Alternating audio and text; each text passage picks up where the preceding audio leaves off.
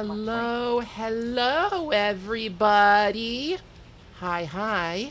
This is a work of fiction. Guess what time it is? It has been a while. Work, you damn Mike. Ring. Okay, there it goes. Ring. Ring. Ring. It's time for Of the Devil, episode Yes. 1. Yes, the big titty murder attorney. Love it. Big titty murderer attorney. She literally looks like if Mia Fey were to fuse with Himiko. She does, doesn't she? Alright, so we might need... We're in high roller mode, so we're doing hard mode. Let's, it has been a while, so let's kind of, let's review over the evidence we got.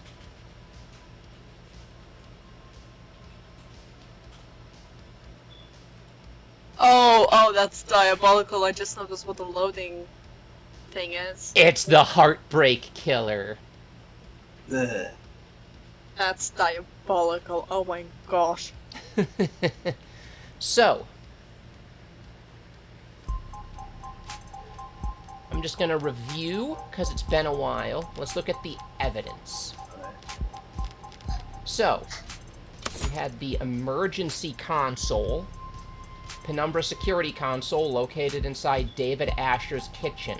The thing is, we're trying to prove that David Asher, who created our little robot friend and is like the android synthetic super CEO, did not commit suicide, that he was murdered. Private emergency service. This was used to contact emergency services when he fell unconscious. Private emergency service was contacted at 8:04. Medics arrived at helipad outside via VTOL at 8:08. Said private emergency services contracted through David Asher's caduceus Executive 4 insurance plan. We had the executive plan, which is very high-end, like self-insurance plan. Includes private emergency medical services on standby. Caduceus only offers 3 levels of employer-provided plans that outrank it. And one of the people that has a higher rank than David was the person who was with David. There's the salt shaker that we spilled, which I'm thinking was where the poison was. We were talking about that, because it was not in the glasses, or in the whiskey, because the whiskey was consumed by both David and the person he was with, who we still don't know the name of. Witness arrived at 7:30, spoke with David. 7:36, 2 of them continued speaking while they both drank. David Asher felt lethargic and disoriented shortly after. 8 p.m., lost consciousness at 8:03. EMS were called from the emergency console at 8:04. David Asher and the witness were taken to Gatesfield Memorial Hospital at 8:08, where David was pronounced dead. Yeah, and the salt shaker could be where they put the poison, because some poisons taste like salt. Mm-hmm. Also, some alcohol uses salt as like an additional flavoring.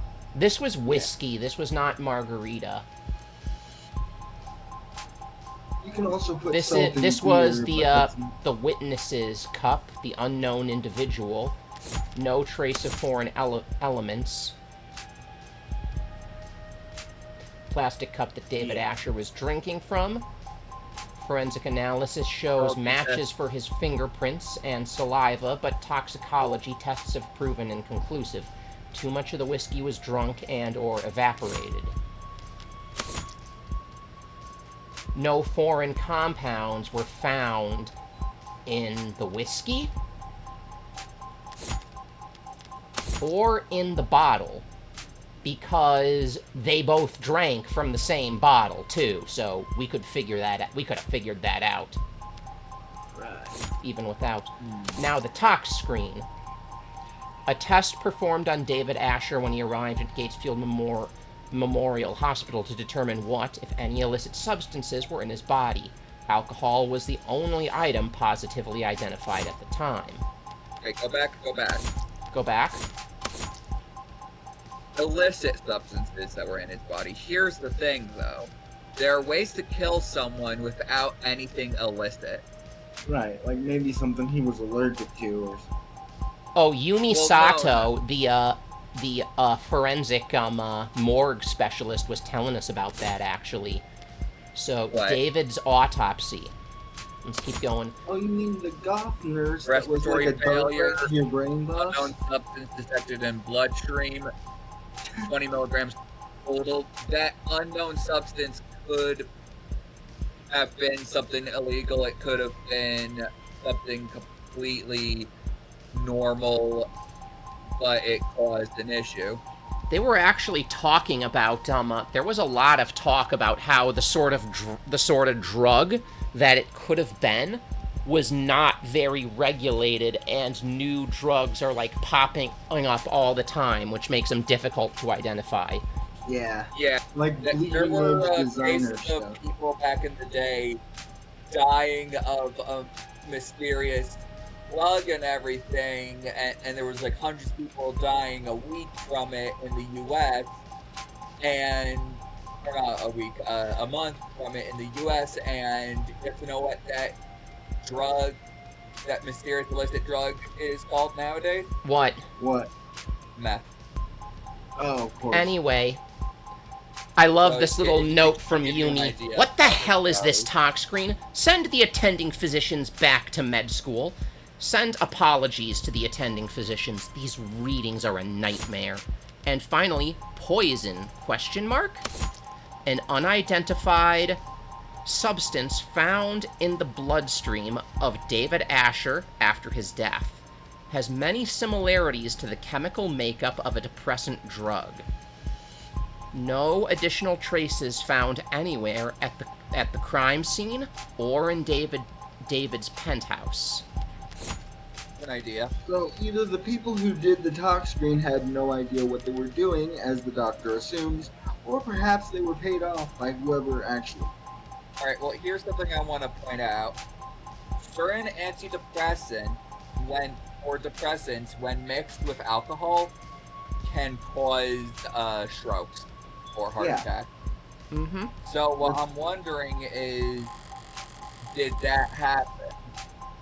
And since it's not an illicit substance, it doesn't get counted as one in Right. certain box screening. They're screening for stuff that they don't realize they have to screen for, stuff they don't realize they don't have to screen for. You know what I mean? Mm-hmm. So you're wondering if it wasn't an honest-to-goodness slip. I doubt it was a slip. Yeah. Scott, it has you're saying carbon, it- nitrogen, oxygen, hydrogen with hexagonal structures. So it's organic, but there's a number of metallic elements too. And if you speculate on its intended use based on what we know, it certainly acted like a depressant, binding to receptor pathways and affecting the balance of neurotransmitter reuptake. Depressants are pretty rare in the designer drug scene. People are always looking for a higher high or a crazier trip. But a more powerful depressant will just make you fall asleep. Not much need to hit up the gray market for that kind of experience. No, there's not. Right. I see. Which means one of the metallics could easily be lithium, as that's a common metallic Yeah. ingredient I'll be right in back. depressants.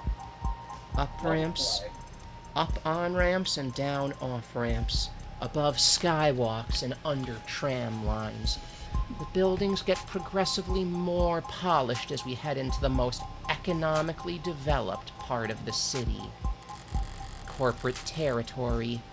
National headquarters for the likes of Howe Industries, Lockquin, Tethys, Nafe.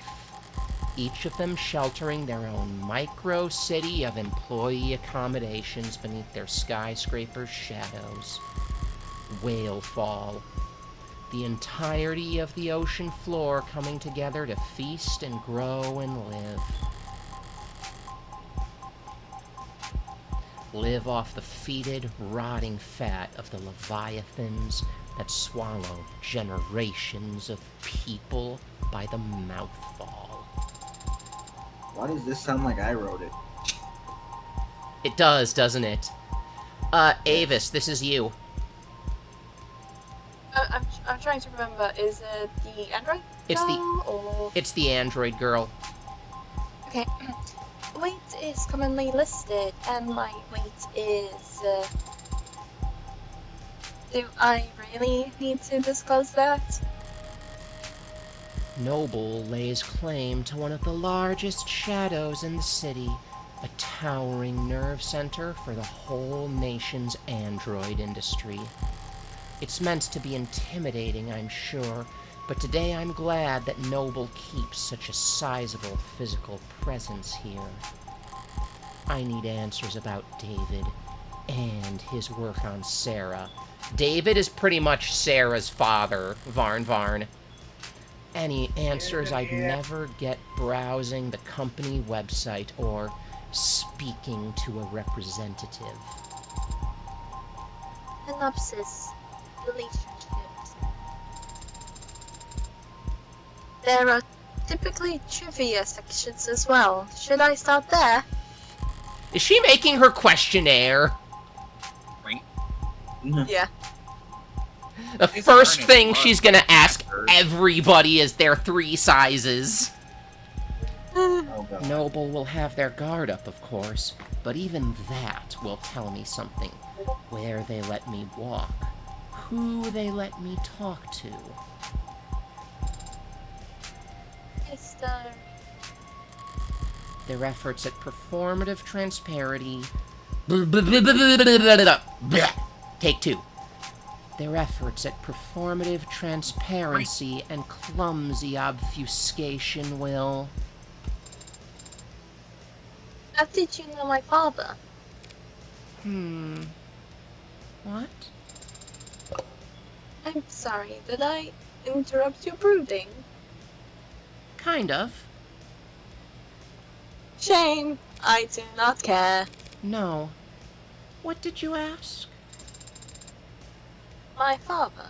I know you were his friend. But what was your relationship like? Can't you just scroll through our socials?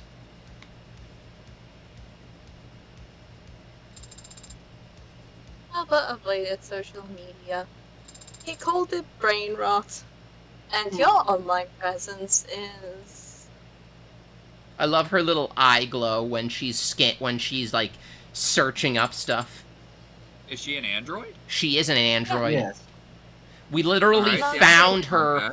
We literally found her locked in a safe and switched her in David Asher's penthouse and switched her on via a button behind her tongue. So you stuck your fingers in her mouth. Yeah, I'm not even kidding. I thought it was going to be like a It's so Sleeping Beauty situation to wake her up, but no, it was like much kinkier than that. I'm trying to kind of like... I'm trying to give her like a somewhat almost like Vocaloid-ish Yeah, thing, because I feel like it's really fitting her. it is fitting her. You saying I don't have enough followers? Essentially. Up, stretch. So mean. We went to the same He's gonna take all that college. smack talk from the tin can with rubber skin. She's actually That's racist. she's actually supposed to be an incredibly advanced lifelike android to the point where people don't even know she's an android at a glance. The barcode on her head kind of gives it away. So a little Morgan bit. also, so her and Morgan are essentially android buddies. We don't know that Morgan's an android. I am 90% sure. We've known since the midway of Well, the that was third actually, grade. like, a whole thing with, like, the cops, with, like, Qasim and Reyes, where it's like, hey, wait, that's an android? Where's her barcode? Somewhere Kasim will never see it, and somewhere Reyes Eh. might earn the chance to. You studied programming. No. I studied all kinds of different things as an undergrad, but not technology. Oh, so you're a liberal arts degree person. Understood. Damn. Fuck you. Is that a good way to prepare for law school? I wasn't preparing for law school. Or anything else, really. Yep, liberal arts. I'm feeling called out. As a liberal arts graduate, I am feeling called out. Same. Even though it wasn't really my choice, the college actually forced me into it. Sorry. David, though, he had talent, and he knew he wanted to do something with it. He studied programming, robotics, discrete math, cybernetics. What's the difference between regular math and discrete math? And what classes did you share then? Business ethics. Ironic. I was the second best student in the class, and he Was the first? was the one who asked the most questions. Not sure about his actual ranking. He found the course challenging, and I clearly didn't, despite being younger. Guess he felt burned.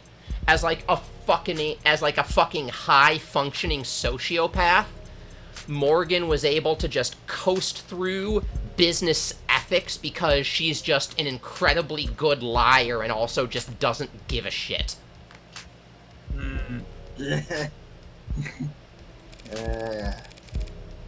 He'd come to me after class and argue, and sometimes to ask for help. Arthur always talked about socializing like it was a chore. It was kind of you to give him a chance. What, like I was some kind of social butterfly? The belle of the ball? You what?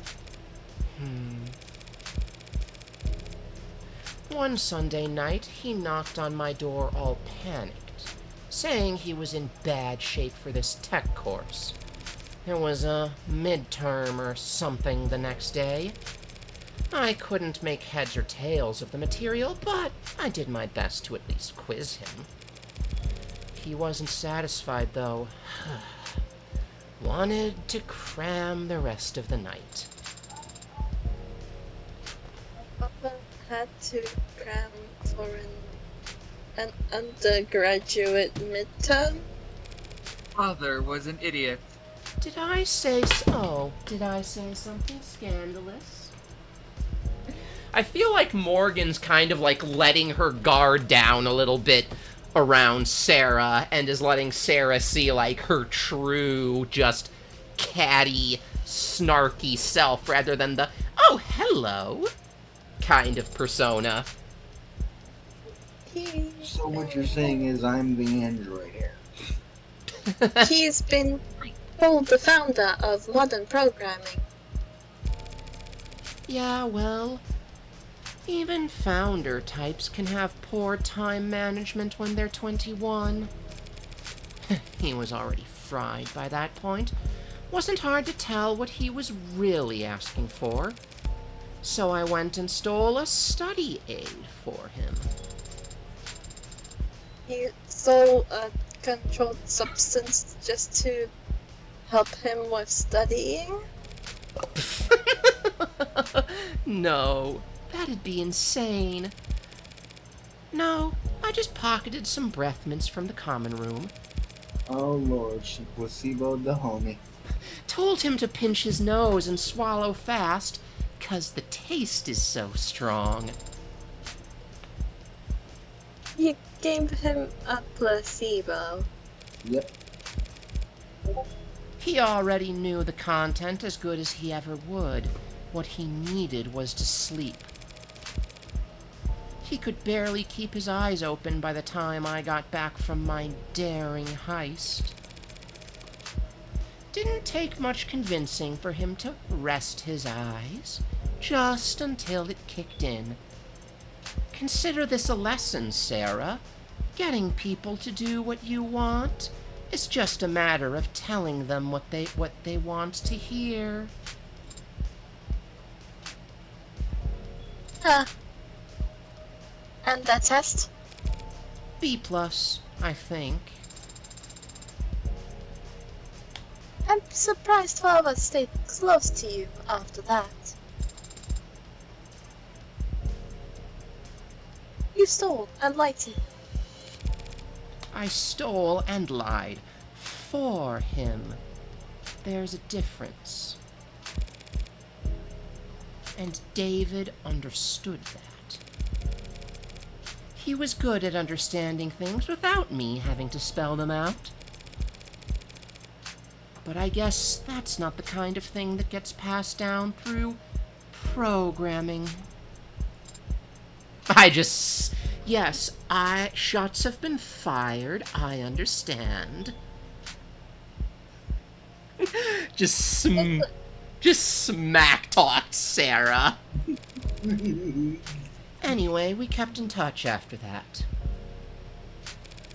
First year of grad school, he published this paper. The Turing solution. A framework for programming adaptive linguistic heuristics. One of his advisors came up with that title. David thought it was way too cocky, but it still hasn't failed any known Turing test in the years since. don't act like you're the one that deserves credit for it. He called me one weekend asking for advice on how to handle all the attention. Job offers, interviews, apprenticeships, invitations to immigrate. What did you tell him? I don't remember telling him anything, actually. She just fucked off. A lot of our conversations went like that.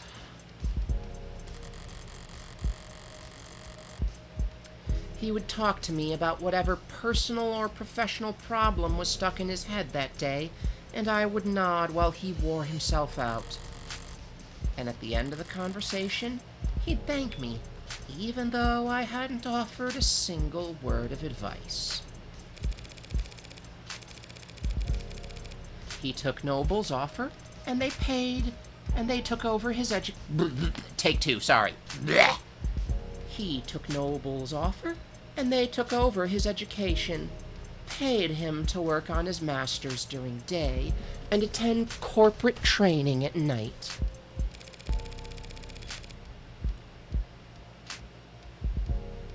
I'm gonna turn up you guys a little bit on the thing. And whatever else Noble may be, they were smart enough to start listening to him early.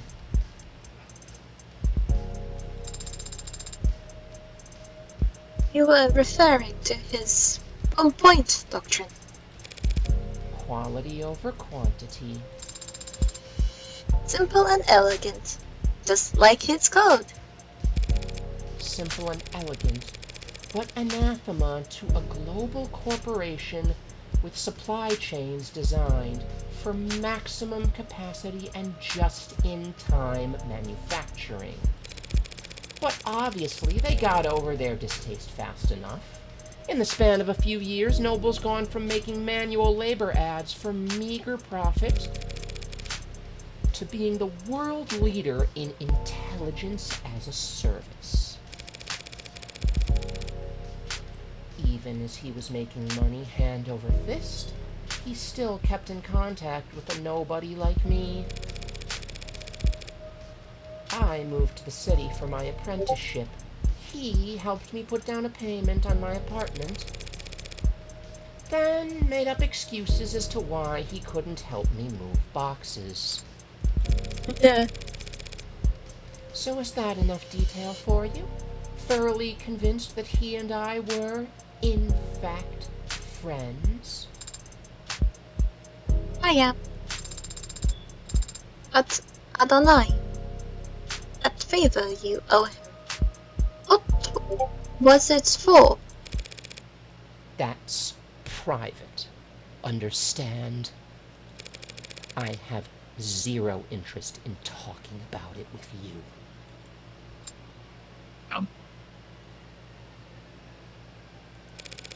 Say you understand. I understand. I don't know. We will be arriving. We will. Oh, that's you. That's Sorry. I thought it was Morgan. We will be arriving shortly. Shall I send word ahead? Just tell them that David's lawyer is here.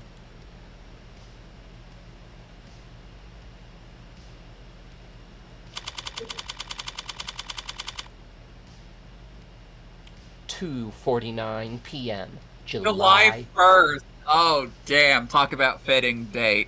Yeah. 2086.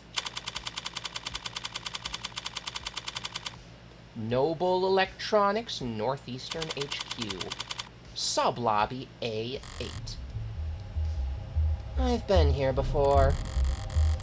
Sat right here in this lobby, waiting for David to come and treat me to lunch. At least I think it was this lobby. Could have been some other floor. Could have been an entirely different building. All these corporate towers of Babel feel like interchangeable fractals to me, folding in on themselves in patterns of narcissistic paranoia.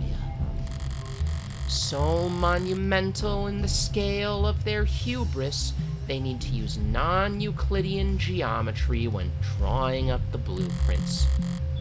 The greatest minds of each generation coming together just to find the most expensive way to shove their heads up their asses. Except tech bros are not the greatest minds of the generation by a long shot. If they were, that would be kind of sad. Anyway, thank They you think for they are. the Redeems Avis. Here we go.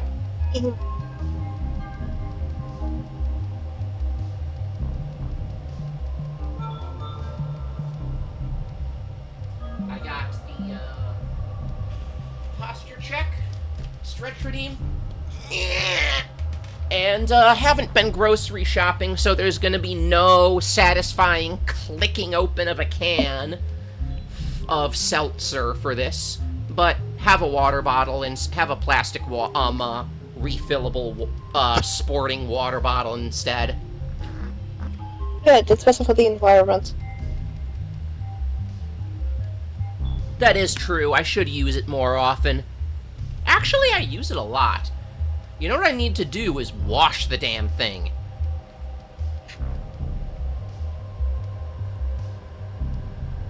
You mean you're about to drink from something you haven't washed? I was using it yesterday. Oh. Okay, carry I on. jumped the gun there and called you a dirty cat. A what? A dirty cat. I think Well, you're I not have wrong. another one somewhere, but I couldn't find it. Well, you're not wrong, Varnish. She's just not dirty in the way you meant it. Yeah, Me?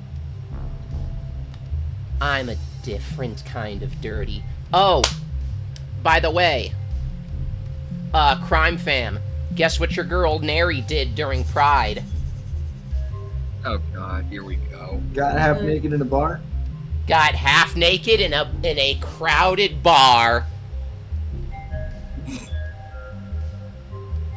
Literally just God, took love my that top character. off in the middle of a crowded nightclub.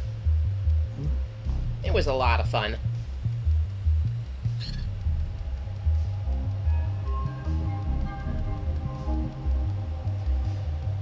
All right, let's keep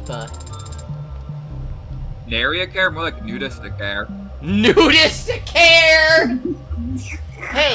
Hey, my fucking exhibitionist streak is part of my Nary care name. It's because the name comes from me not giving a fuck about what anyone else thinks of me.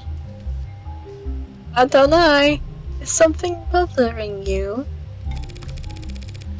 Just doing the math on how long we'll be kept waiting here. Apparently, someone will be here shortly. So maybe if I pass the time by glaring around the place, it'll improve my mood. Nope.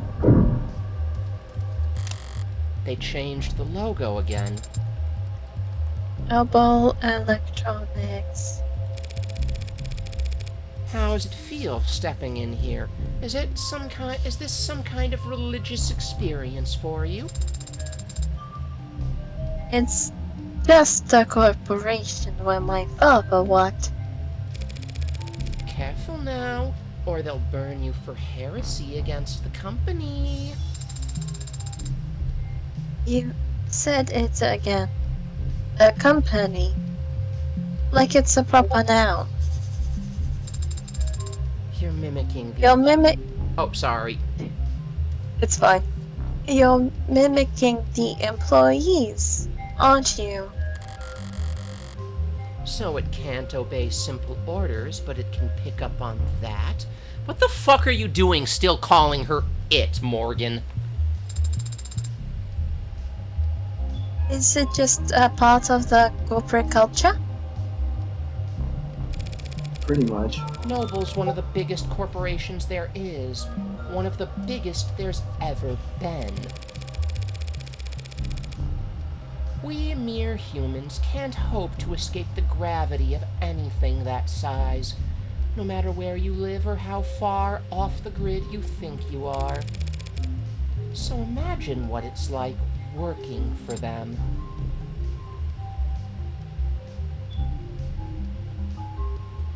You live in company dorms, work in company quarters. Wherever you go, that logo's above your head. You eat, sleep, and breathe on Noble's timetable at its discretion.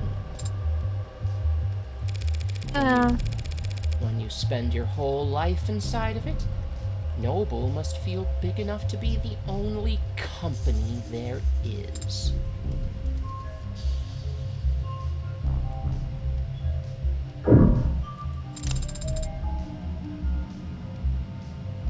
You think this is only one room.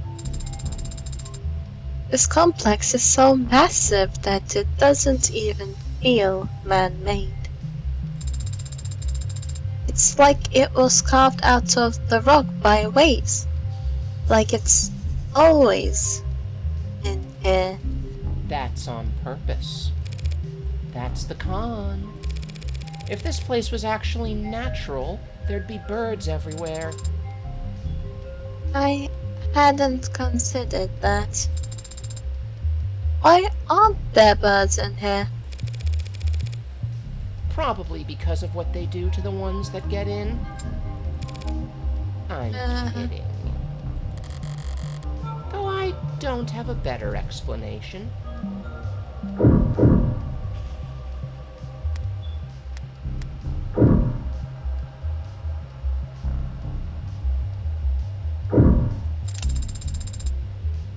So much energy.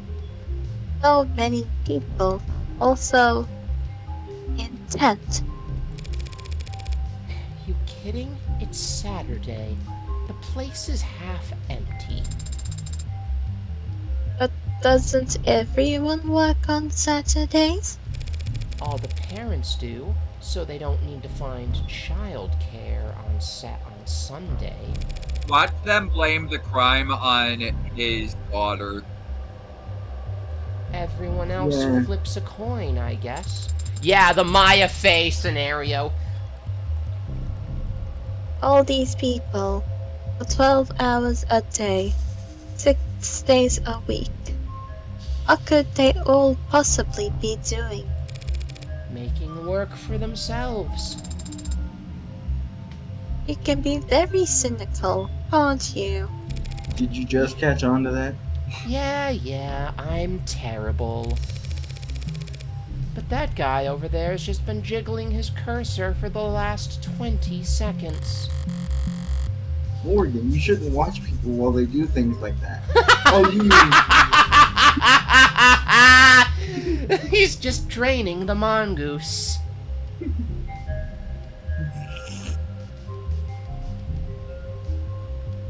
Polishing the pewter, as it were.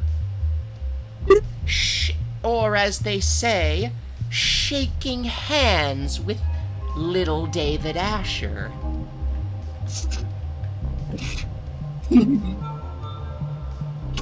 Whoever comes to Cretus better have a pulse and some goddamn authority. My mood's starting to sour, and if they just send me the first link in their infinite chain of corporate bureaucracy, I'll make them wish. Morgan? Oh yeah. That's me. Who's playing the boy? Hey there, Android Manufacturing Quality Control, Eastern Division, Evan Dawes. Ooh, Should it be him or me voicing Evan? You're already Qasim, aren't you? Yeah, fair enough. Yes. Evan Dawes, August 1st, 189 centimeters, 78 kilograms, blood type A. Chief Supervisor, Android Manufacturing Quality Control, likes hammocks, calligraphy, and pale ale. Oh no, he's a hipster. Dislikes first dates, conference calls, and 5 o'clock shadow. Proud of his practiced handshake, struggles with solving captchas. Oh, so he's just everybody. I don't struggle with captchas. Davis, are you a robot? Are you a human? No. Please solve this puzzle. You would tell us if Morgan? you were a robot, right? Morgan, help! Hair starting No, to gray. I don't typically struggle with captchas. Only very I'm- specific ones. Okay, I was That making one, it. I was Avis, making those a ones joke. suck. I know what the ones you're talking about. But yeah, Varnus, you're already voicing Mr. Lima Bean Face. Excuse you, who? Also known as Mr. Twink Death. Twink Death, yeah. He, you know who he is? He's fucking Harrison Ford's character from Blade Runner. Oh, Oh god, I can't unsee it. I mean, that voice you did for him was kind of perfect. And then there's me pulling multiple duty. Yeah. yeah. Evan Dawes, he says, like it's an afterthought. What's a name compared to your place in the hierarchy? You seem familiar. Have you... Done some serial killings? Of course not. I'm David's lawyer.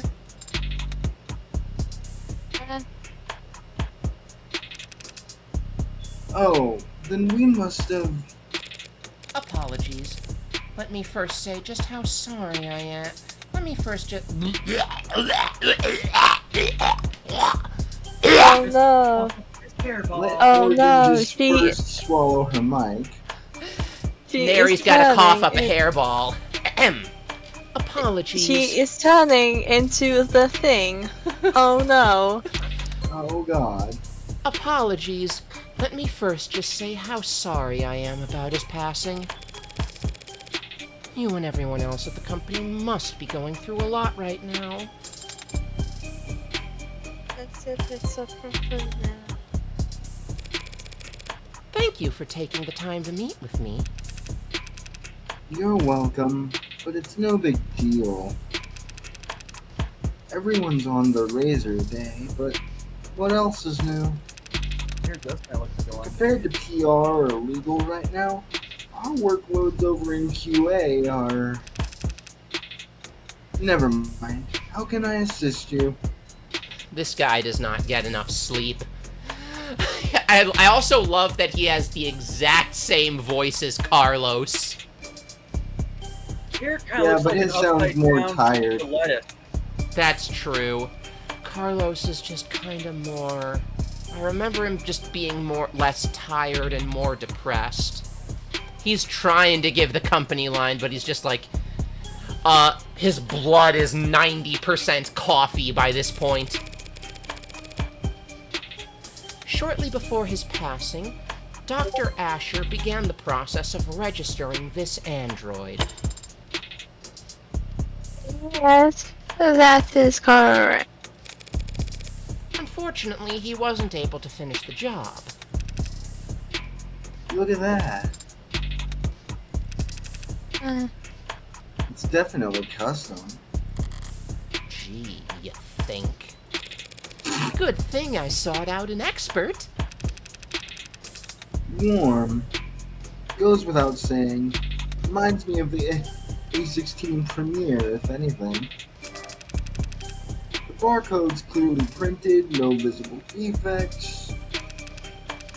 But you're right, doesn't correspond to anything we've got on file.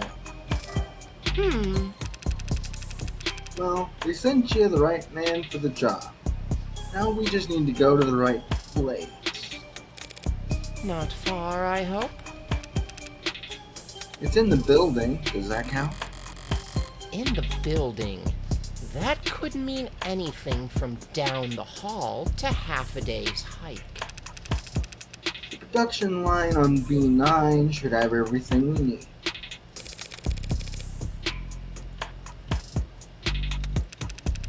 Oh, shit. You do manufacturing inside your corporate headquarters? Oh, that's cool. I just noticed that. Oh, sorry. Sorry. Go ahead, Ames.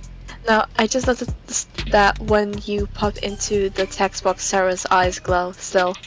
As if like Yeah. she's pulling it back. Yeah. Oh, That's so cool. B9's a fully functional production floor, but it was only built for demonstrative purposes, and you have to remember this is corporate America, miss. New clients make deals upstairs about how many and in what shape or size. Then they come down to the basement to see how the quote-unquote sausage is made. pardon? Please don't say it Why like that, is dog. why is there a hooting tube sock behind me? What's going on? Why is that tube sock behind me making owl noises? Yeah, you know, I didn't know that this lady had a liquid ass bone.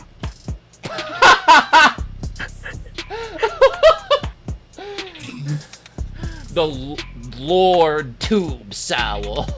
God damn it, Griff. Sorry, I had We to say it. are children. You know what, Griff? You can participate until my character comes up. Deal? Fine. Now it's a crossover. Yeah. Oh, Times fuck. three. China, yeah. They have enough money to build a fake factory just for guests? Smart! So long as you're only giving tours and not giving away company secrets. No need to worry about that. We take intellectual security very seriously around here. So seriously, in fact, Miss Morgan, that we can all hear your thoughts. No Secret kidding. about their sausages. There are 11 cameras on us at the moment that I can see. And who knows how many pairs of modded eyes are aimed our way. Clearly, nothing happens here without the almighty company knowing about it. So, if they try to claim ignorance about anything, it's gonna piss me off. Lead the way. God, Morgan is No. pray you sock feed to the sod, Nary. Oh God, please don't hurt me, almighty sock. I gotta say, Morgan, 3:08 p.m., July 1st, 2086. I gotta say, because Morgan is just like so duplicitous and layered, kind of a challenging yet fun character to voice, because there's just like such a range to her emotional fucking. She's like a lying sack of shit. She's like snarky. She's a fucking serial killer. And despite all that, you still would. I still would. Sausage. I probably would. I think my first choice would probably be Yumi, though. The forensic scientist. Well, you got two hands. Out of every... Because, like, I remember when we came across Yuri... blah, blah, blah. She can ruin me, to be honest. Remember when we came across Yumi and my first words were, do you think she's single? Yeah, that was a dart to the brain moment. It really was. It's really good that you can play this game with one hand, huh? Yeah. Noble Electronics. Oh, y'all are Northeastern- terrible. Why, thank you. Northeastern Electronic. Noble Electronics. Northeastern Headquarters. Basement floor 9. Is this where they make the sausages? It really is furnished down here. I don't want to take up too much of your time, but it's pretty rare to get to see all this in person, you know? Safe word. Change the topic. No prob. Would you mind terribly if I looked around for a moment?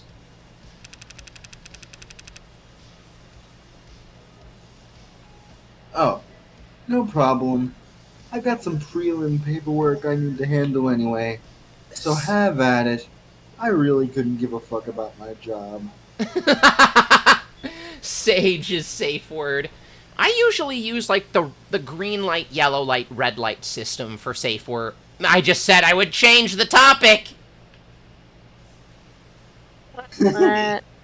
I need to stop talking about sex. No. Curse of the Tism. I better take full advantage.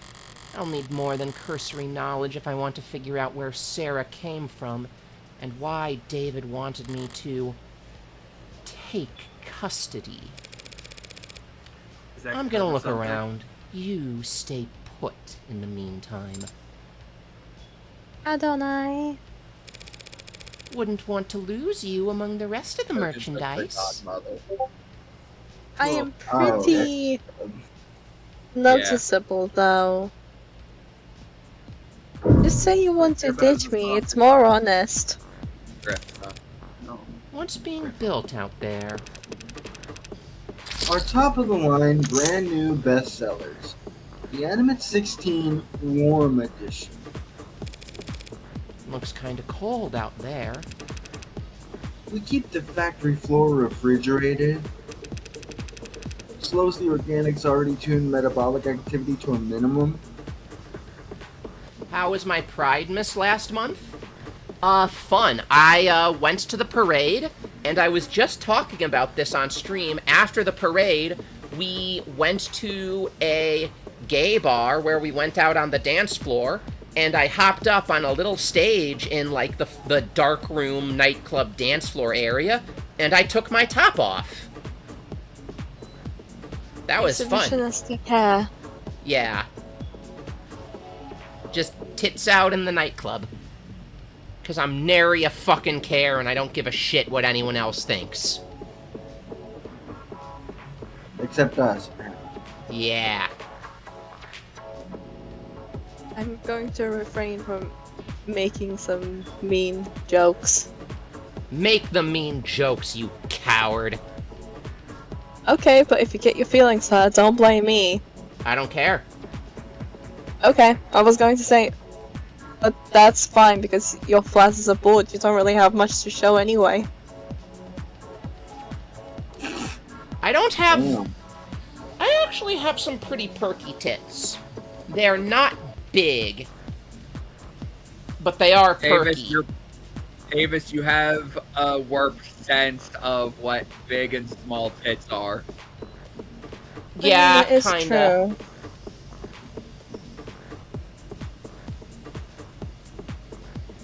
I actually get other trans girls telling me they're jealous of my tits. Well, more that... Not really. Because I'm so skinny. And, tits generally grow with, like, the accumulation of body fat. So my tits are small, but they are perky. So either nary, either 50% of it is pure muscle and you're just very strong and don't realize it, or you are gaining weight. Right. And in America, Yeah. it's usually the latter. Yeah, meanwhile I have the Gorelka genes, though. Mm-hmm. I'm built for the farm. You're cute, though.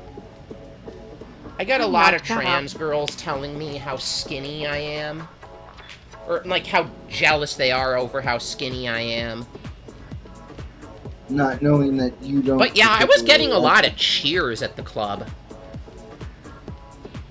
Well, yeah, it's a free show. Of course they're going to cheer. I mean, it was just pretty much the closest anyone else got was, pasties. I was just no pasties, no nothing. And they only did that after I did mine. I was kind of the trendsetter. Yes. But there's Actually also looks the like it matter makes of fact people that blah, all blah, blah. Mary's body fat goes in the opposite direction. Yeah, I do have a great ass. Okay then.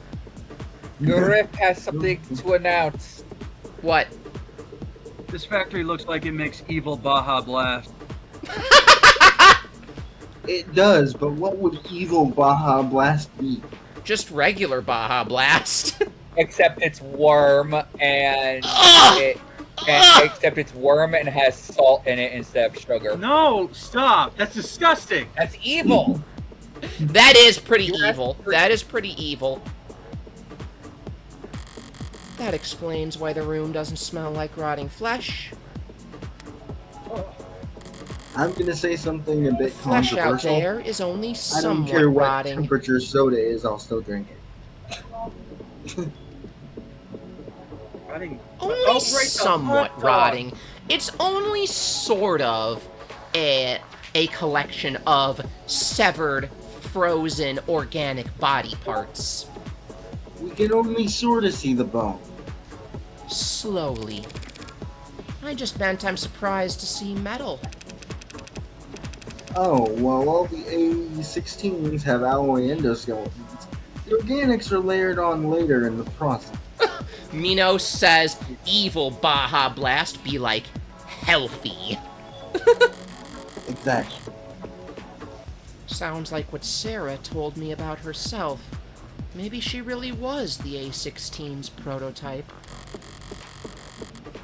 But it's hard to imagine bridging the gap between her and these scattered doll parts. Oh, now you say her. I get that you can grow just about anything from wax Gemini. But how do you get the synthetic and the organic to work together? Yeah, that was our first concern when R&D began work on the worm concept. Fucking worm. The 1.0s were real skin with synthetic muscle. and it was a horror show. Metal pulling on skin was just... Okay, I definitely probably wrote this in like a congruent life or something. Because he's Right. going into the amount of detail that I would go into. It's like that it's like that RoboCop that scene from RoboCop 2 of the one robot just disassembling itself, like oh, the God, I fucking remember it. Pulled off its head, yeah. started screaming. Yeah. That was dark humor. All I Oh, know is that every time he says warm, I think of the evil Baja Blast, and I want to vomit.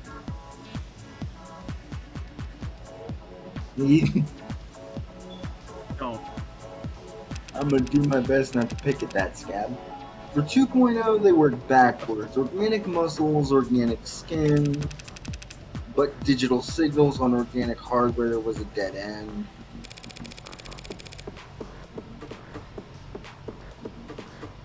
Nary. I'll buy that for a collar. Oh, God, no! Of course, because you're a bottom. Anyway, Fuck you. Didn't the You muscles can't, you're a flex lesbian. when you passed an electric current through them? they'd flex and unflex, sure, but that's not nearly precise enough for facial. Look like puppets strung up on live wires. We used the test footage to haze interns, actually. That's fucked up, dude.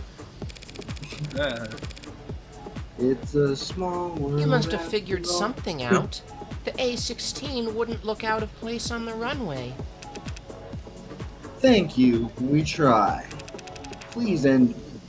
We ended up reaching out to mod companies. Well, we actually just bought out half a dozen of them, but of course you did. Of course you did. The tables have to Fucking float. capitalists. Right. Right. They figured out how to get human nervous systems moving mechanical limbs decades ago. That's terrifying. With prosthetics, like with, my friend Carlos. Hey, it's me. How did I get in here? Do I just poof in here whenever you say my name? Of course you can, Dark Darts. So we just needed to get a mechanical nervous system to move living limbs. Very clumsy attempt to avoid using the word human. High precision mods are slotted straight into the nervous system. They receive their input from neurotransmitters and not bioelectricity. So you had to do the opposite. Exactly. We created a synthetic neurotransmitter that our androids could use to communicate with organic flesh. That's cool, Dark Darts. What happened for your pride, miss? Where did that breakthrough come from? Dr. Asher? Partly, he led the team that built the motor neurons in this analogy. They carry commands from the central nervous OS to individual muscles across the chest. But the the synthetic analog serotonin. That was actually an old brainchild from the VP of Android Futures, one Helen Jung. Jung. Hasn't David mentioned a Dr. Jung before? Sounds impressive. She's one hell of a biochemist. Or she was, I guess. Not much time for individual lab work when you get to her kind of pay grade. I'll bet she's the murderer. The what? Nothing. So Young collaborated with David on technology that enabled warm androids. As I thought. Whatever went into Sarah that makes the android so distinct, he couldn't have taken sole credit for it. Oh, thank you so much, Dark Darts.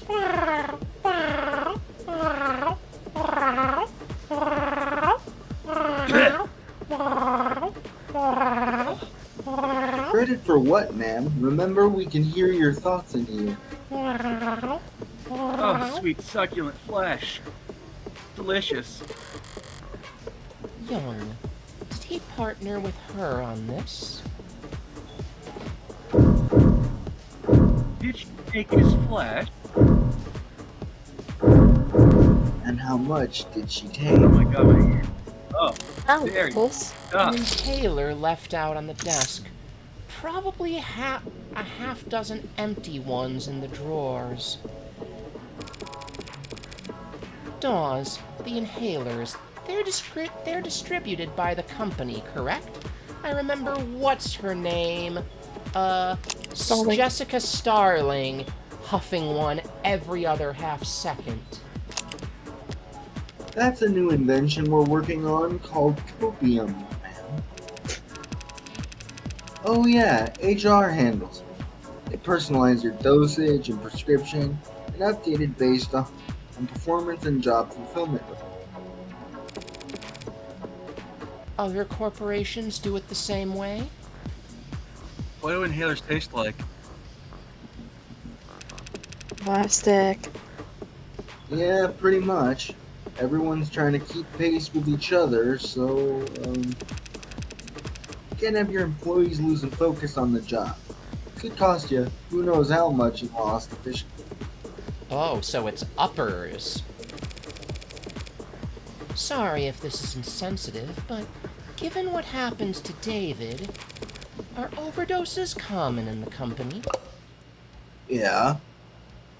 Oh. He just went on say it. Yeah, he says. Okay.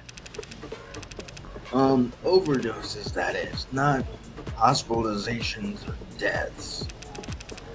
It's all pretty organized these days. These days? Man, back when I started in consulting, pretty much everyone had an embarrassing story from their first few years where they popped a few too many greens and missed the on-ramp.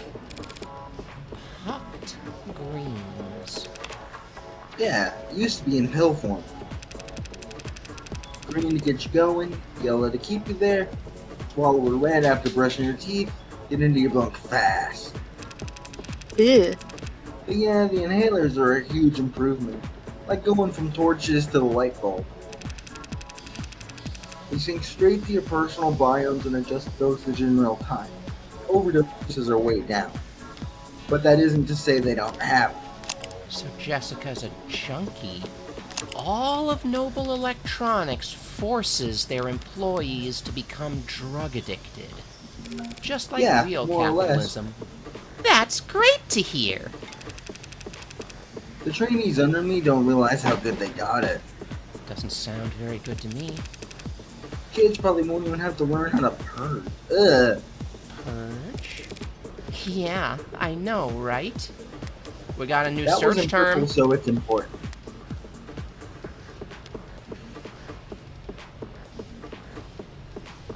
Okay, yeah. That was just new search terms that you hadn't checked out. The act of emptying one's stomach contents by inducing vomiting, Yeah. triggering the gag reflex, or using laxatives to stimulate bowel movement. Ew. I've done that before. Very, take no offense when I say this, but why am I not surprised? You probably shouldn't be. This is me we're talking about. Okay, so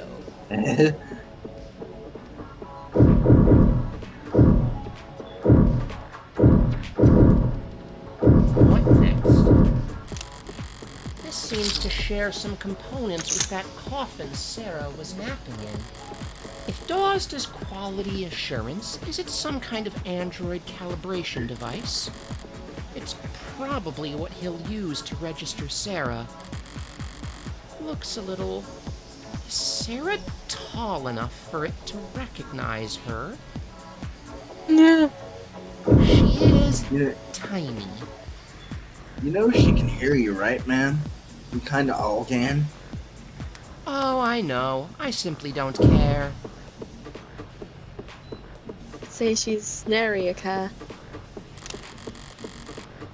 There's something out Also, we there talked that about caught my eye when we came in. A very familiar shade of crimson. If I squint through the glass, out on the floor there are temperature-controlled fluid tanks. What the fuck was that? Through glass and plastic flows an eye-catching scarlet that transitions into... So you add the blood towards the end. You mean the oxidant? Yeah, relatively late in the process.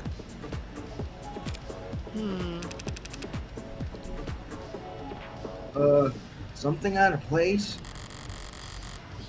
Androids have blood, even if it's not officially labeled as such.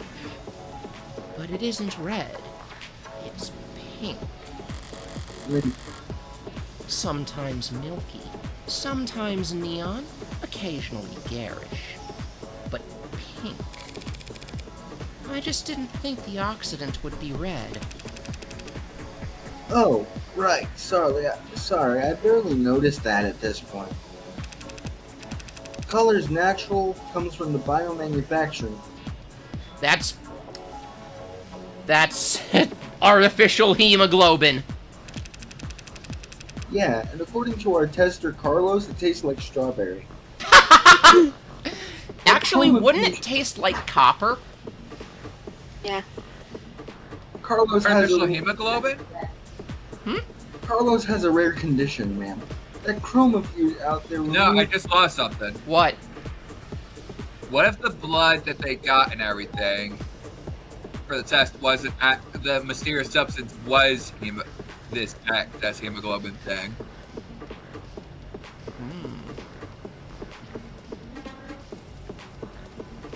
Oh, I see what you're saying. That chromofuge out there removes byproducts, waste, and excess pigment. Changing it from blood red to psychopop pink. Without that chromofuge, our android's flesh would come out looking all the wrong colors. Please help me. That may be true. It probably isn't, but it may be. But I have a simpler explanation.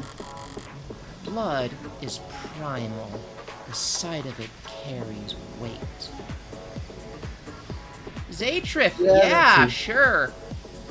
I am coming by. I'll see you Friday. They change the color of their product's blood so that when an android gets a bottle broken against its face... Awesome. No one bats an eye. I'm probably not gonna do the date auction, though. But, yeah. Alright. I gotta finish packing after stream, too. Okay, so... Speaking of, I'll probably head off soon. Okay. It is nearly 11 p.m. Oh, shit. Yeah, so... No, it's fine. You just didn't realize, that's all. Chromafuge.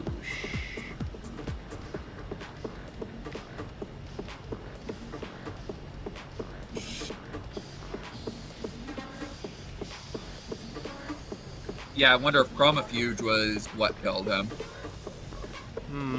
Oh great, now I just pictured Carlos sticking his whole hand in the...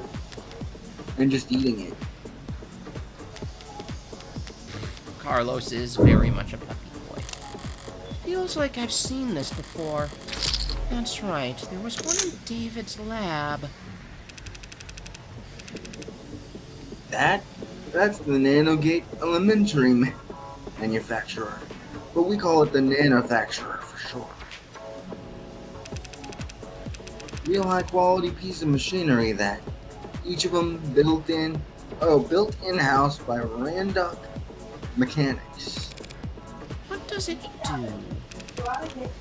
Nano level flash fab. Basically a 3D printer for nano machines. Alright, good night. Good night, Avis. Later.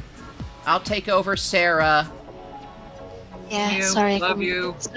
Me too. Sorry I couldn't be on for longer. It's okay. It's okay. We love you. You build nanomachines in your factories for use in your androids. The raw materials are cheap, literally elementary, so no sense in getting them shipped in. It's mostly the medical models that make use of them. Inject a couple thousand of the nanites into a patient's bloodstream, run diagnostics, provide solutions. A 3D printer for nanomachines. So, what kind of ink does it use? Silicon, hydrogen, oxygen, carbon. Building blocks. Ooh. Where have I heard those terms before? So he was injected with the nanites. They feed into the nanoprinter and it assembles the machines particle by particle.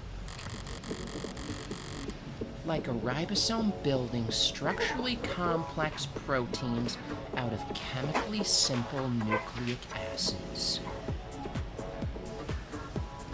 At one point, we actually had one of the US presidents have us inject nanomachines into him.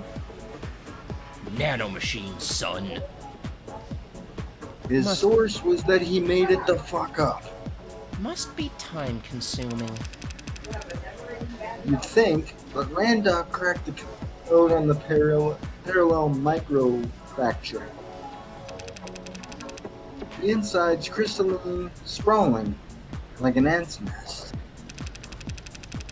Raw materials enter at one of the thousands of different entry points, combining and recombining at intersection. The finished product ends up at the center and drips out the liquid solution. Distilled nectar swimming with millions of nanites in just 2 minutes. Nectar? It's sticky? Can be depending on the desired output, but the door vacuum seals while it's cooking, so don't worry. Completely spill-proof. After that one guy got horribly burned by it. What a relief. Not exactly a box of paper clips David could just have brought home from the office one day. He must have bought his own. For some reason. It is evidence now!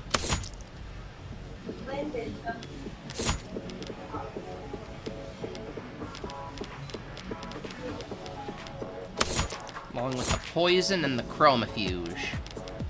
And we got a new search term, flash fab. Flash fabrication. Oh hey, we have a thing here. Yeah, I think. What have we got on this data pad? Some kind of write-up? Much of our world today, and in fact much of our world's economy, is heavily influenced by the uncanny valley. The thought experiment provides a simple and easily applied explanation for the gaps we see in the otherwise wide spectrum of automated dependence that assist us in nearly every industry on the planet. There's a very simple primal truth to it. We like things that resemble the living, like cartoons and toys, and we like things that are damn near indistinguishable from the living, like whatever name Noble's latest products are being sold under. But there are deep, deep trenches between those two ends, where products are universally appalling to human sensibility. The uncanny valley will no doubt remain a useful tool for teaching, marketing, and design for generations to come, but already we are seeing ways in which it fails. It is becoming increasingly clear to us that the space between the nearly indistinguishable and the truly indistinguishable is much wider than we ever suspected, and it may not be the only part of the map that we must fear. I propose we must bridge these gaps in knowledge by looking to the speculative fiction of Robert J. Sullivan, who in his most well-known work, Equal Under One Sky, described a concept which thereafter has been called Sullivan's Peak. Throughout the lens of his characters and their so very divided world, Sullivan demonstrated that the Uncanny Valley does, in fact, have its own peak on the other side, a point past which making an artificial existence any more human in its features serves only to make the user experience more uncomfortable, more difficult, and more fraught with moral pitfalls. Once you reach Sullivan's Peak, traveling any further only has diminishing returns. The implications of this idea are far-reaching. We will very soon reach a point at which the designers of ads can only make their creations less lifelike or less likable, a hard stopping point for technological progress. What then, must we ask? Oh, looks like you forgot to sign into this device. Drop your thumbprint below and we'll get you squared away so you can keep reading. Surprised to find reading material like that around here. Were they passing it around as a gag? Or were they actually afraid of Sullivan's Peak around here? Noble must be wary of it. If the Peak does exist, they'll be coming up on it fast now that androids are warm. Noble's entire product line. Maybe their entire industry could go bottoms up if people start to think it's cruel. If Sarah's any indication of where their androids are headed, I could see some people getting uncomfortable. All done? Ready to get the ad handled? Thanks for humoring me. Can you have it step into the scanner, please? As he says. Understood. Right then, what are we looking at here? Okay, get some memes, Minos. Go sleepies. Have good dreams. Go night-night. Bye. Whoa. There's a lot to unpack here. I know what you mean by that, but it still sounds weird, sir. We theorized that it may have been Asher's pincushion. Pincushion, huh? That would explain some of what I'm reading here. What language is that on the screen? Tess, you know, Tesseract, all Noble products, and, well, pretty much all products, period, are programmed in Tess. Easy to read and write, stay compliant. Now this model, what's it go by? Sarah. This Sarah model. It's got everything this extinct line has, that's for sure. Organic skin, hybrid muscles, advanced facial processing and emoting.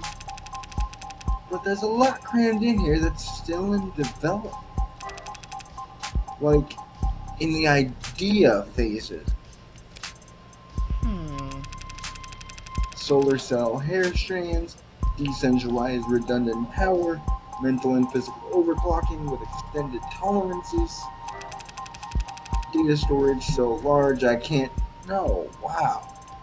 He would have had to measure it using... Hell of a poker face. Wait, decryption and signal hijacking? That's... Hacking. essentially. To be honest, I'm not feeling that great because of my whole issue I was talking about earlier with you. I might go to bed now. Or not really sleep, but you know, rest. Yeah, take care of yourself, okay, Varn Varn? I'm sorry, I didn't really do anything this stream. I feel like I just wasted time. It's okay. I'm happy to have you. Okay, if you're sure. Does that mean it could hack its own tenants? Oh no, that's unthinkable. Like literally for an ad. And then there were two. For an ad to break its tenants, it'd be like you stepping into traffic or dropping a baby on purpose. Even if you're physically capable, it's not something you'd ever choose to do. And yet people do. Some people do walk into traffic. Psychotics, addicts, the mentally ill. Does that mean that there are androids? Well, no, there aren't quote-unquote crazy androids. So, yeah. I guess my analogy doesn't hold up. That's okay. So it can't hack itself, but it was given the ability to hack other systems? The industry line is such that a capability could be an option in certain emergency scenarios. Why are you throwing rubber ducks at me? Because she's a bottom and she wants attention. Breaking through the firewalls and encryption of surrounding electronics to broadcast directly to police or military channels. Speaking of military, this musculoskeletal setup is drastic.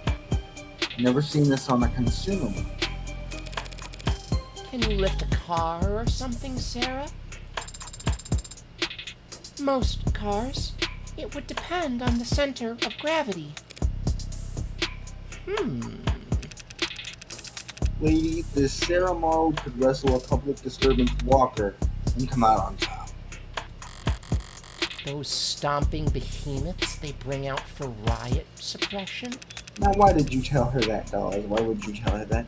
And in terms of computational ability, the estimate says... Remember all the weight rooms in David's basement? All the weight equipment maxed out? Probably why, yeah. Anyway, the estimate says... Oh, that can't be right. Look, Dawes,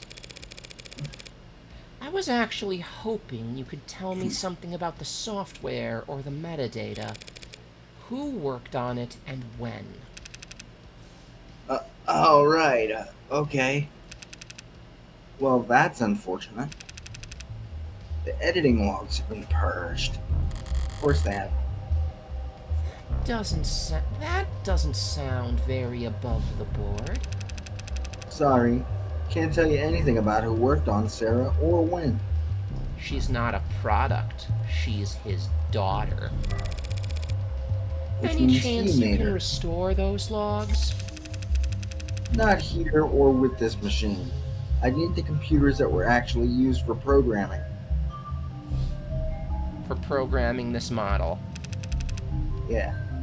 Any ideas as to where those would be? Sarah? I cannot answer that question with any accuracy. Had a feeling you might say that. Ads, right? Sorry, I can tell you that the code's unique. There's hints of the A16 in there with the same conclusions. It's just Dr. Asher or whoever took very different paths to get there. So Sarah has even less in common with every other android on the inside. Sorry, didn't expect to hit a dead end there. Not at all. You've been very helpful. Can we still get the registration done? Yeah, no problem. We got the software and forms all set up here. Occasionally, we let a new business partner bring one home fresh from the oven. Oven? Gross. Alright, a few basic questions then. Who's going to be the official owner of this unit? She is. As it That's you. says, unless the will disagrees, it's my responsibility. Right then. You fine with the designation Sarah? We can set it to anything you like. Well, actually... Never mind. Sarah will do fine.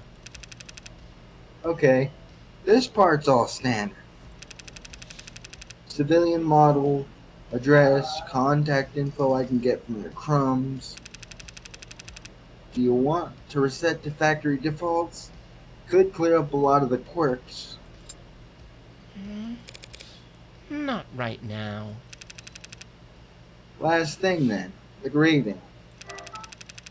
I'm reading 23 tenants here, nothing too far out of the ordinary. 23? That's higher than I expected, talking with it. She seemed more malleable than that. Don't blame yourself. Guessing tenant count from outward appearance has become a crapshoot. Not like it used to be. Used to be, they only had 3 tenants total, and every unit had to have those. Then came the first accidents, first lawsuits, hearings, the legislature. And the demand for more tenants. A tenant making sure ads couldn't endanger the state. A tenant stating that ads wouldn't divulge private information without prior consent. There was a campaign calling for a tenant to weigh child and adult lives equally during risk assessment. There was a campaign calling for a tenant to do the opposite. Companies wanted their asses covered. Customers wanted guarantee. There was never much incentive to deny a requested tenant, so the list just ballooned. Until the military entered the market in full force, as they always. You sound like you don't approve. I wouldn't go that far. They needed their ads to be able to pull the trigger when ordered, without clearing 5,000 lines of bloated, hard-coded decision. I get that part. But since the armies are the only ones using X with bare minimum tenants, all the best, least cluttered, most elegant code is only used for war.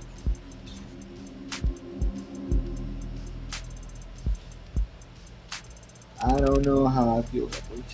It's not very romantic. Dude, what is romantic about? Well, not like I was on the jury. Department of Advanced Defense Projects versus Zenith Dynamics. The Supreme Court sided with the military's requests and set a new precedent that every other army around the world would race to meet. Changing tenets from a mandated list at the root of every ad source code to a choose-your-own checklist.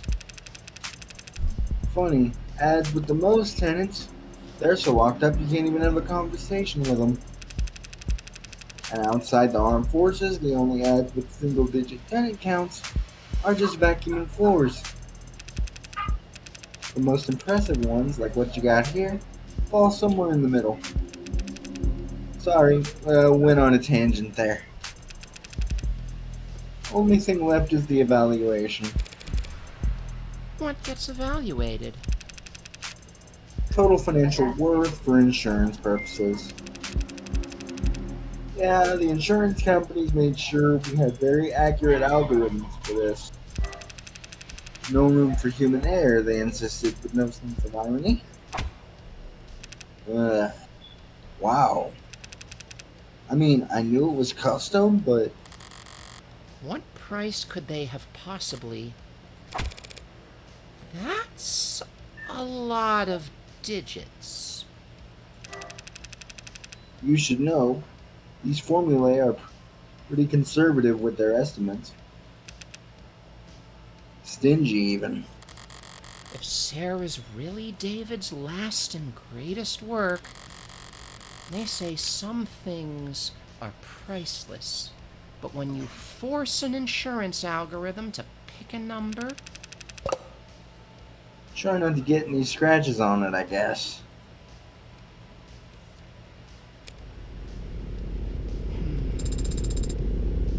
You spoke differently back there. With Dawes, you spoke like he did, it seemed. Like I copied his accent. You seemed to mirror his effect, his tone. It's called being friendly. What's your point? It was just an observation. So Morgan's a generative AI. You can choose to keep... No, Sorry about that. generative AIs can't even make fucking hands.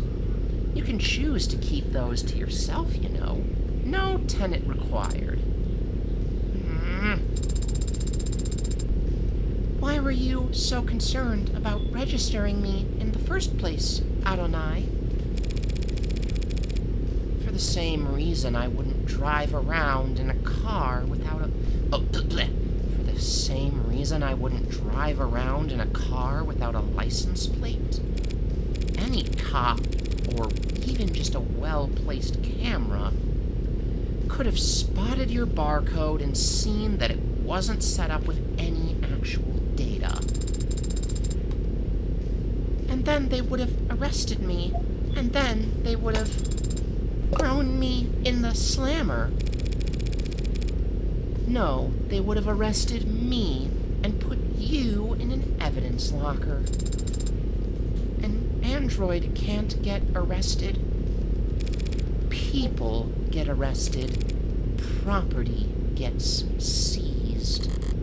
And then smashed. Great, you put us over the weight limit. I did no such... Morgan, Counselor, your presence has been requested on the upper floors. Who's asking? Vice President of Android Futures, Helen Young.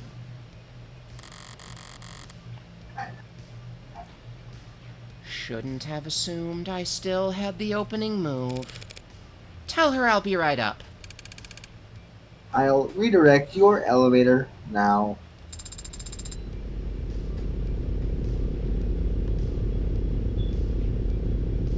Taking control of your elevator is very convenient. Forceful. As if Noble is trying to directly steer your investigation. If Noble wanted to shut me down, they wouldn't bother to be subtle. I suppose they could simply refuse to cooperate. Or just let the elevator drop.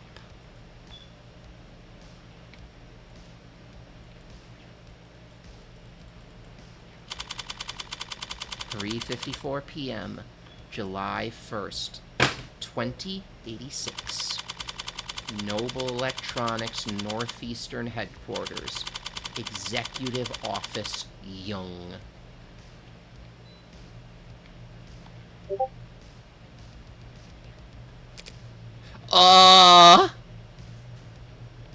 You're probably the murderer, but, Mommy? Sorry, Mommy? Sorry, Mommy? Sorry, Mommy? Do you realize you just doomed yourself? Yes. Because all I would have to do is switch to Twitch right now, and look how far you are in the stream. God damn it. Right. Speaking first is a sign of weakness, is it? And here I thought I could avoid wading into the swamp of corporate pretend power dynamics. Speak first or let her stew. You know what? Morgan is I'm trying to think like Morgan right now, which is not natural to me, because I'm not a fucking sociopath. I'm the sort of person who'd be like, my time is valuable, what the fuck do you want? But Morgan just said speaking first is a sign of weakness, and Morgan is very, like, American Psycho-y. So I think Morgan's gonna let her stew. Silence is only awkward if you care. I can ignore social cues all day long.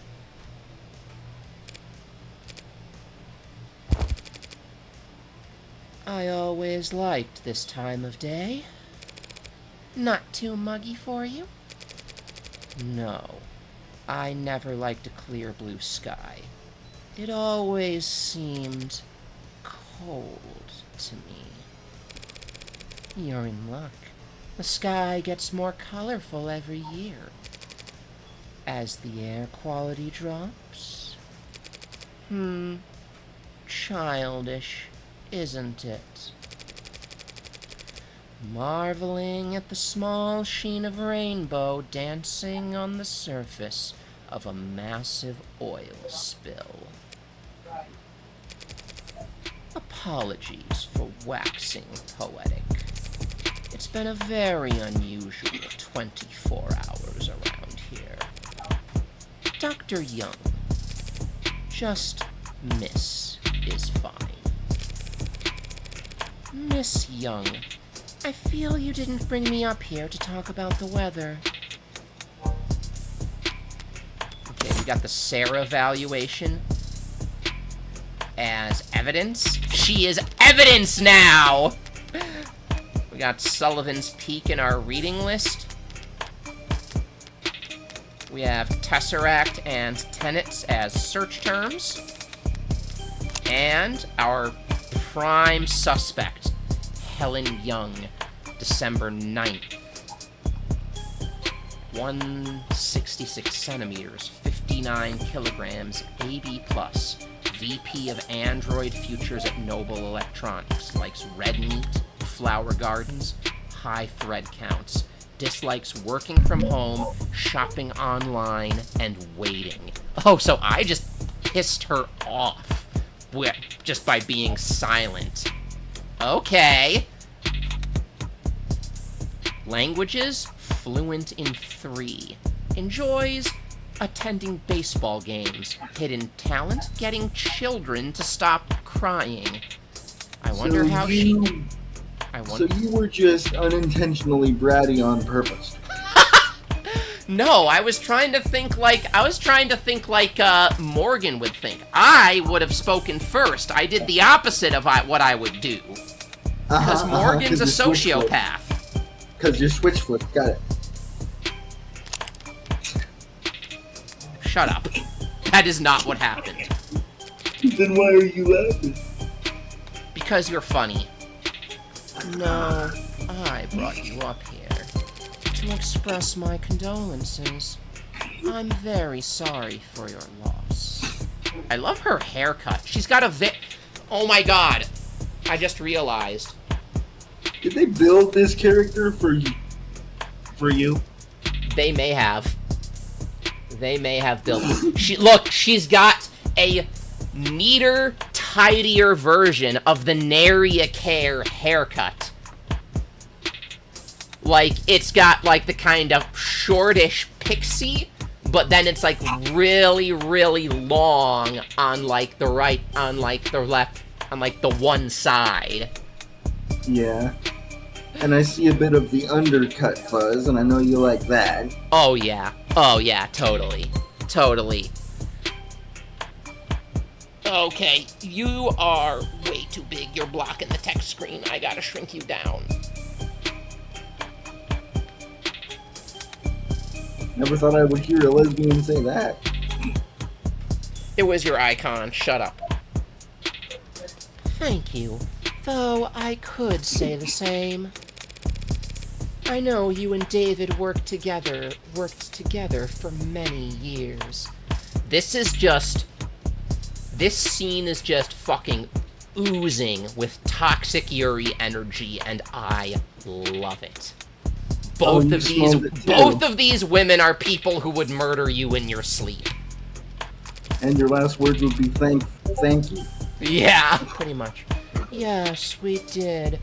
But as much as I'd like to just drop everything and process, the company wheels don't stop spinning for anything. Or anyone. Was Dawes of any help? She sent him? Trying to be helpful? Or just trying to control the narrative? He was great! But that must mean you know why I'm here. I don't want to make assumptions. No need. I'll be explicit. I'm here as an officer of the court, which means I'm bound by law to document every rock I turn over, and every person I speak to. Yes, the lawyers made that all very clear. Oh god, now I'm the one in the Avis trap. I'm the one voicing 3 characters at once. Lawyers, you have an android. It's not one of ours. You can tell that quickly? Got all the faces memorized? It's easy enough to remember the major archetypes we use, yes. If you're nuts about your work, maybe. It's a recent acquisition. Very recent, in fact. One of David's last requests, apparently. David asked you to take it.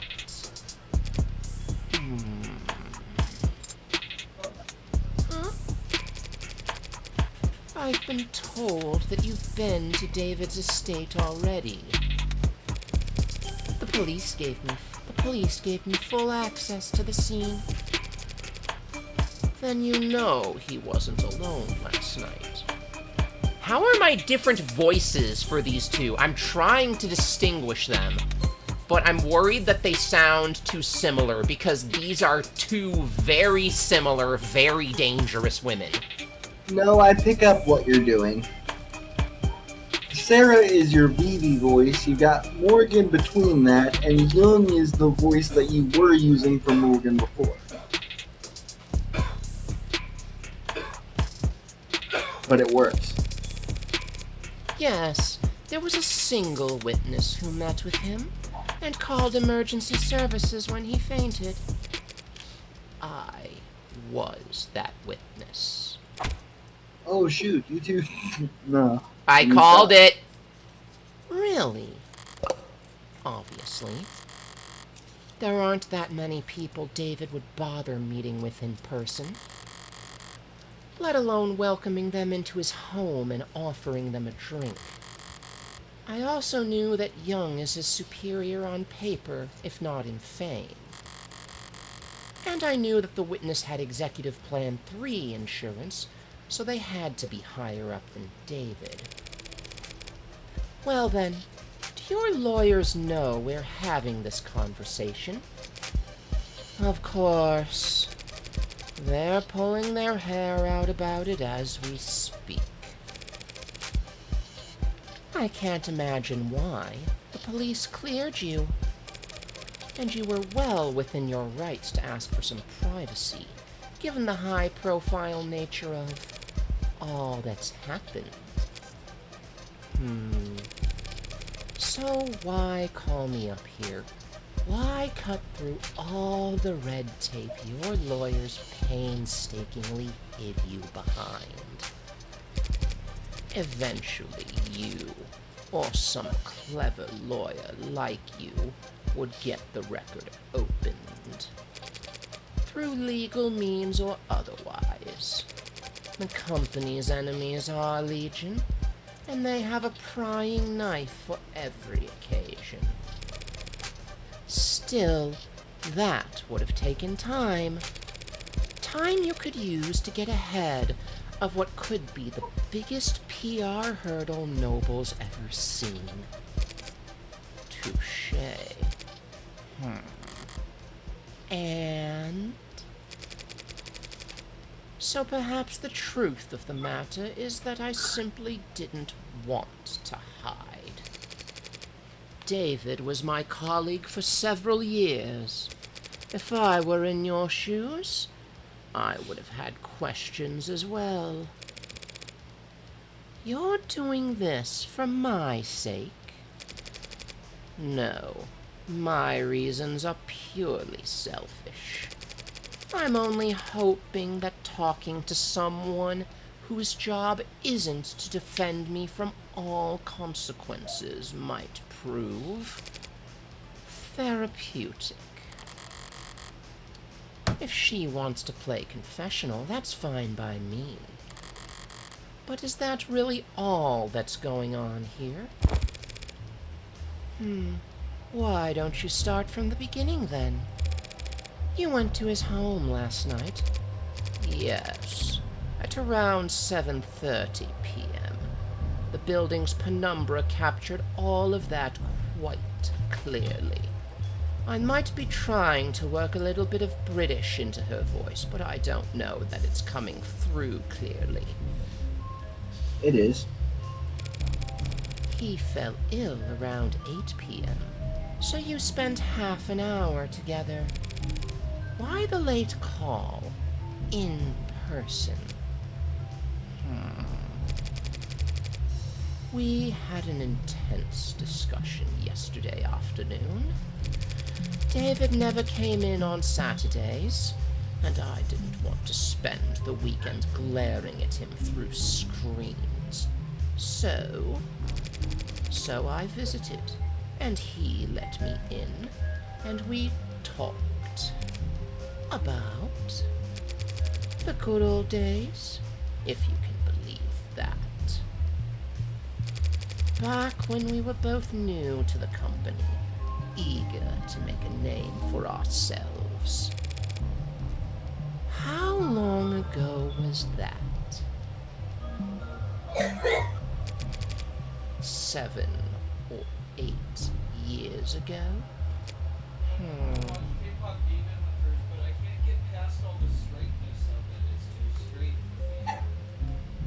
Ms. Young, putting a number on it doesn't sound that long ago, but it feels...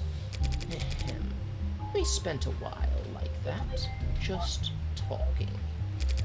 He was lively and sharp. I never would have thought that a few minutes later.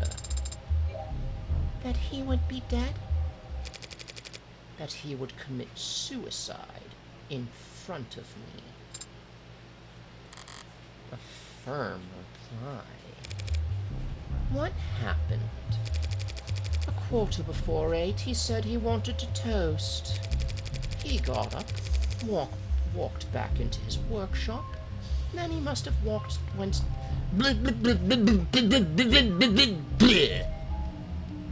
He got up, walked back into his workshop, and then he must have went down into his basement to get us a bottle.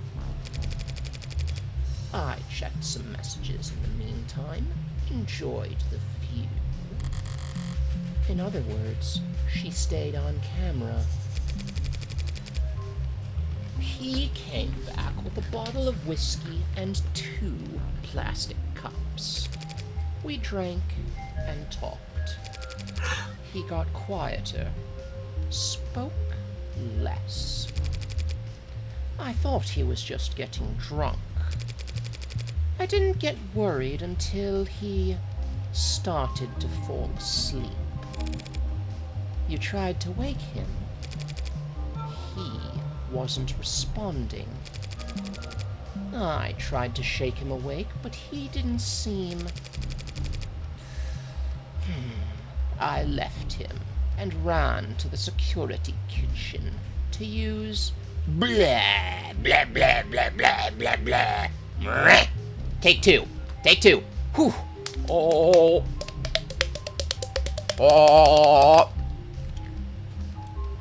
I left him and ran to the kitchen to use the security system. Didn't think to use your phone? No. Oh wait, that would have been more like, didn't think to use your phone? No. I suppose I didn't. But it worked out. The Penumbra's emergency protocol summoned a VTOL straight to his helipad with 1 button press. When I returned to the parlor, he was limp. I moved him to the floor as delicately as I could. He had a heartbeat, but I just did what I could until they arrived. You went with them to the hospital, I take it? Yes, they insisted. They checked my vitals and ran a tox screen. which came back clean. So did David's, for all the good it did him. I wasn't paying close attention to what they were saying at that point.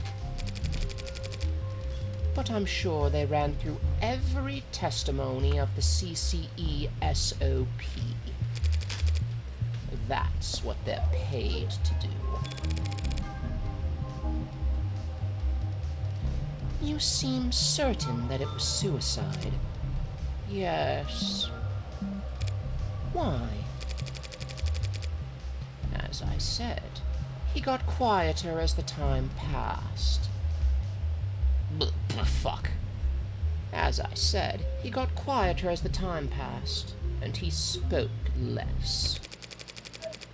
But the last thing he said to me, the last clear thing he said, was he was happy ending it here. Said he was content. I'm gonna go get snacks. Okay, and he downed his glass after that. He drank every last drop. Does that sound like David Asher to you? Curious, restless, perfectionist David.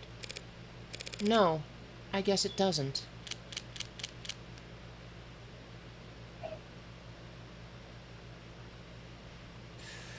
You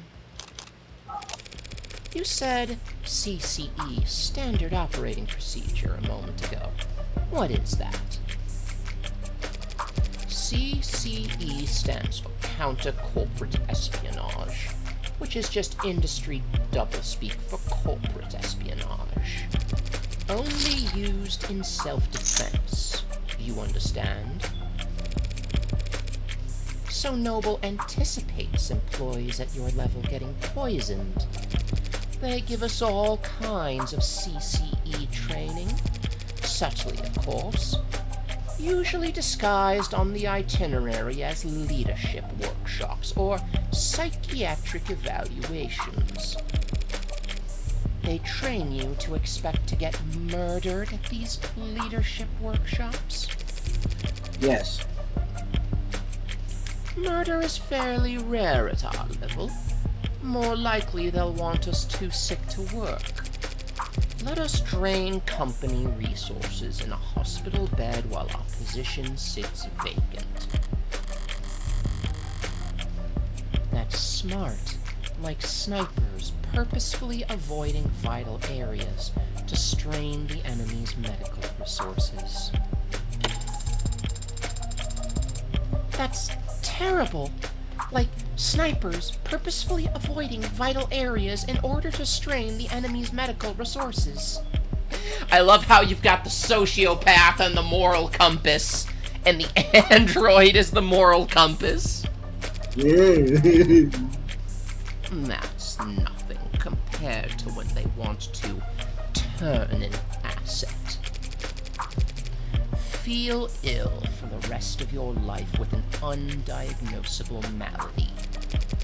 Or become our mole, and we'll send you the antidote every 2 weeks.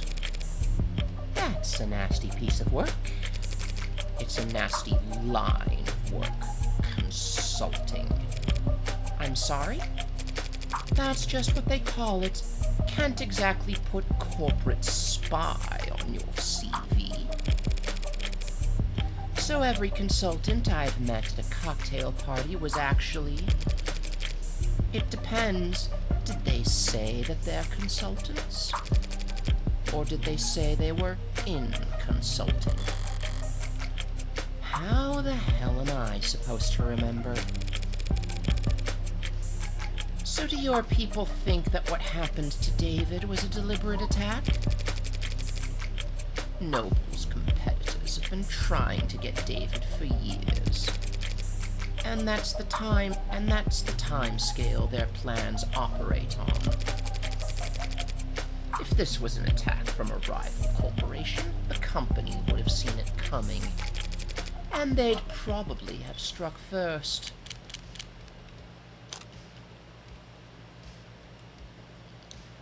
Let's ask about the cups. I've been curious about this ever since I saw the scene. Why the plastic cups? There's a story there. David and I got hired around the same time under similar circumstances. Headhunted while finishing our higher education. During recruiting, the company claimed to want us badly, but in practice, our actual authority was inexperienced and overpaid. You must have been extremely unpopular. You don't mince words. We didn't either, back then. We were loudly trying to convince our superiors that their entire sales model for androids was antiquated and self-defeating. The two of them made the one-point doctrine? That's not the story I've heard in noble commercials and noble sponsored media. And come to think of it, it's not a story I've ever heard from David himself. We had this deadline, self-imposed, but still a deadline. We wanted to get our pitch to the president of international sales by the end of the day. Damn. 7 p.m. rolls around and people start filtering out. David still has his head buried in diagrams and sales figures. Imagine a technical man like him, a programmer, trying to make a sales pitch. The clock hits 9 and even the zombies start heading home. I turn to David, tell him that it's not going to happen. We're nowhere near finished and the day's long since been over.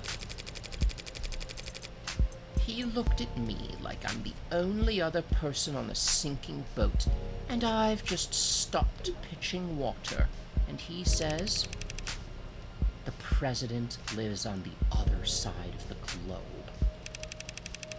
We've still got all night until his end of day."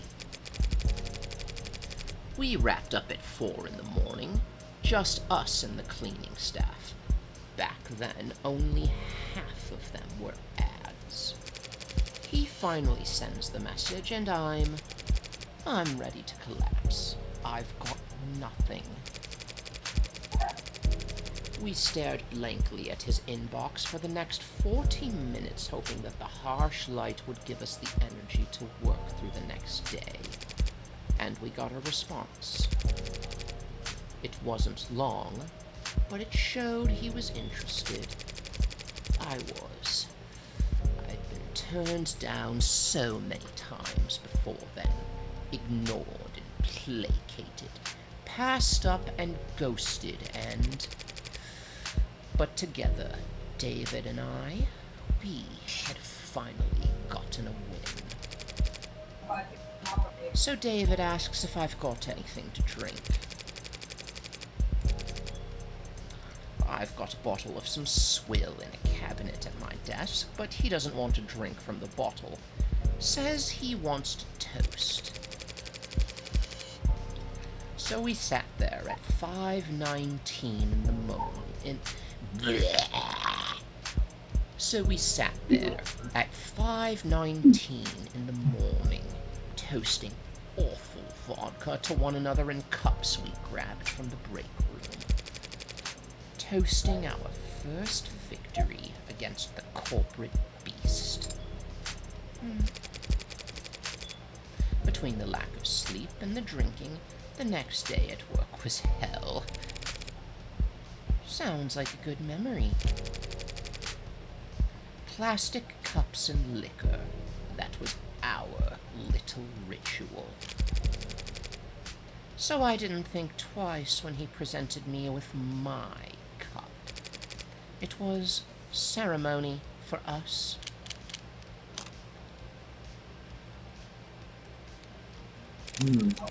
As VP of Android Futures, you're David's superior, aren't you? That's correct. Didn't you join the company at around the same time? David was always more interested in his work than he was in climbing the ladder. He didn't like playing the corporate politics game. So he was unpopular around here. Not unpopular, no. Not the great Dr. David Asher. Misunderstood, perhaps. How so? He could be blunt. Demanding, some might say. He wasn't trying to be, it's just not everyone could work at the same pace as he did for as long as he did. Even with the whole company puffing those inhalers, they couldn't keep pace with David. Speaking of which, I don't see any at Young's desk. Maybe it's just not something you leave out in the open at her level. So you would say that his work-life balance was... Balance implies the two are at odds with one another. We use work-life harmony here at the company. Gross! Gross! Gross! Fascinating. So was he in harmony? No. David always had plenty of suitors, but he was never willing to put the time in. But I'm sure you're more knowledgeable than I am on that subject. Right. What do you mean? I had to help him draft a lot of apology notes over the years for misunderstandings and double bookings. Scandalous. The A16 only entered production this year, correct? Correct. Pre-orders started last holiday, and we begun shipping in the first quarter. I understand that you were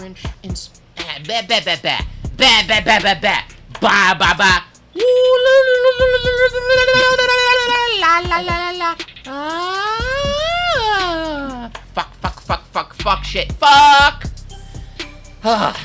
Voice lines.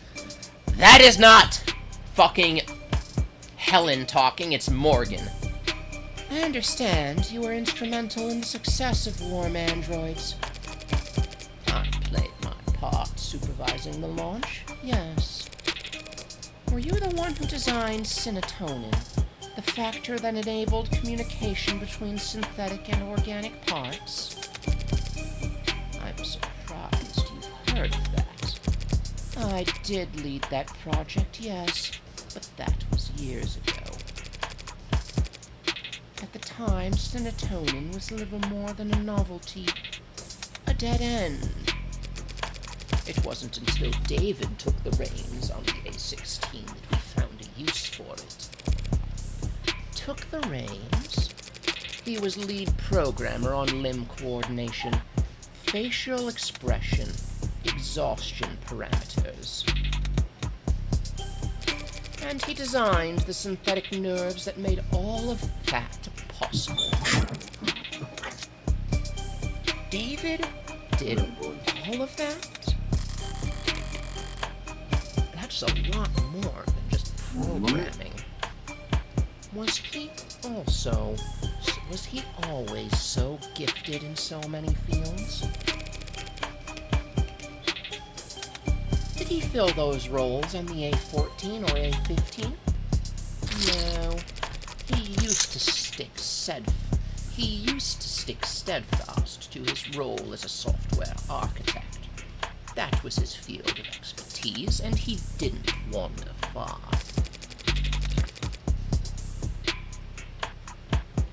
But 2 or 3 years back, he started sitting in on other departments, taking notes. Soon he was joining the discussion, proposing new ideas, and eventually they came to follow his lead. Just like that. Just like that. So he just applied himself, and soon he was leading other departments. That's the kind of genius that Dr. David Asher was. Maybe they weren't paying him enough. Maybe they weren't paying him enough. Sorry, but that was emphasized because he had a ridiculous salary. The company profited the most, of course, but the entire industry benefited from his vision and leadership. His loss will be felt for years.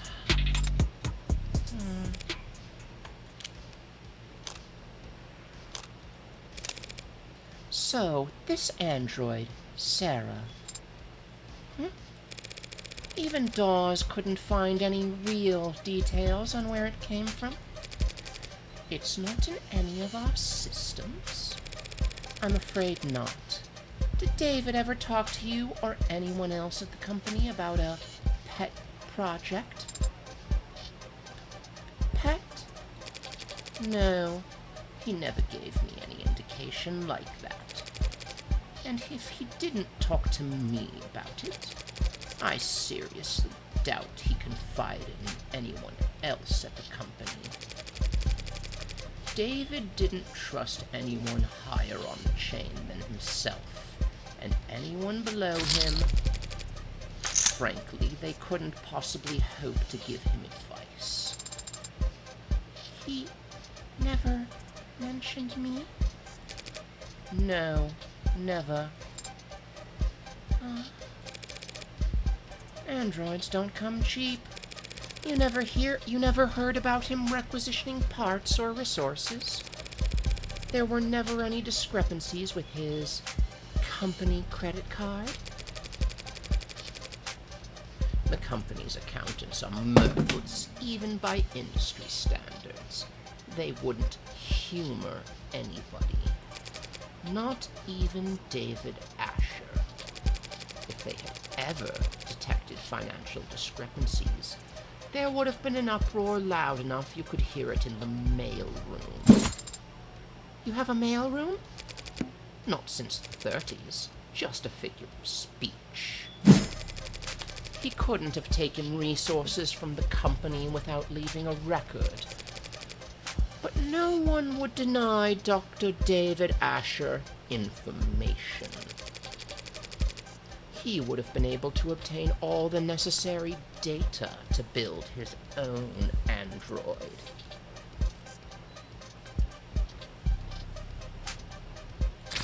Then, with enough time and money, he could privately purchase the raw materials himself. I don't understand it. It must have taken him years to build Sarah. He wasn't doing anything illegal, except the hacking stuff. So, why keep it a secret?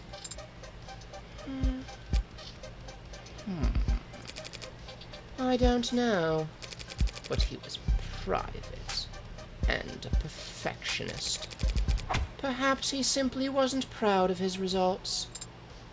Oh, you bitch. Damn! Damn! Holy fuck! Oh! God Ow. damn! Jeez, you didn't have to slice her head off at the neck.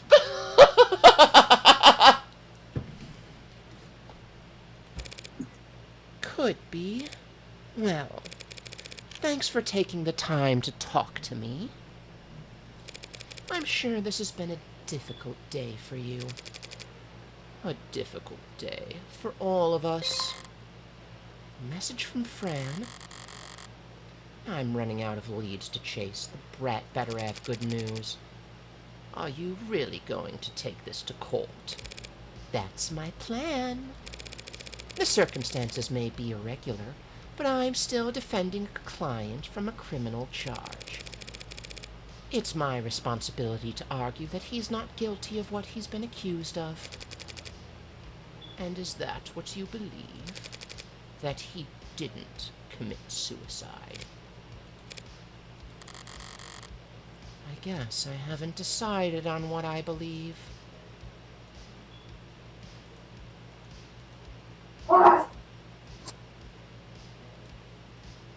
Thank you, loud noise in the background. Sorry, that was my mother's 2 dogs, man. 4:21 p.m., July 1st, 2086. In transit. Would you kindly slow the hell down? I'm sorry, Adonai. Was I talking too quickly for you? Walking. Oh, I'm sorry, Adonai. Was I walking too quickly for you? That wasn't walking. That was speed walking up 2 flights of stairs. It's very different.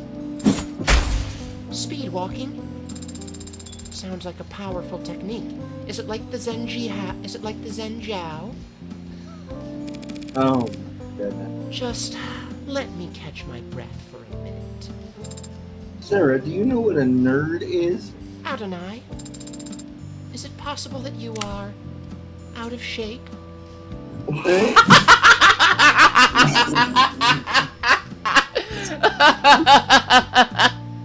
Me when I ever walk up a flight of stairs with Kylisa.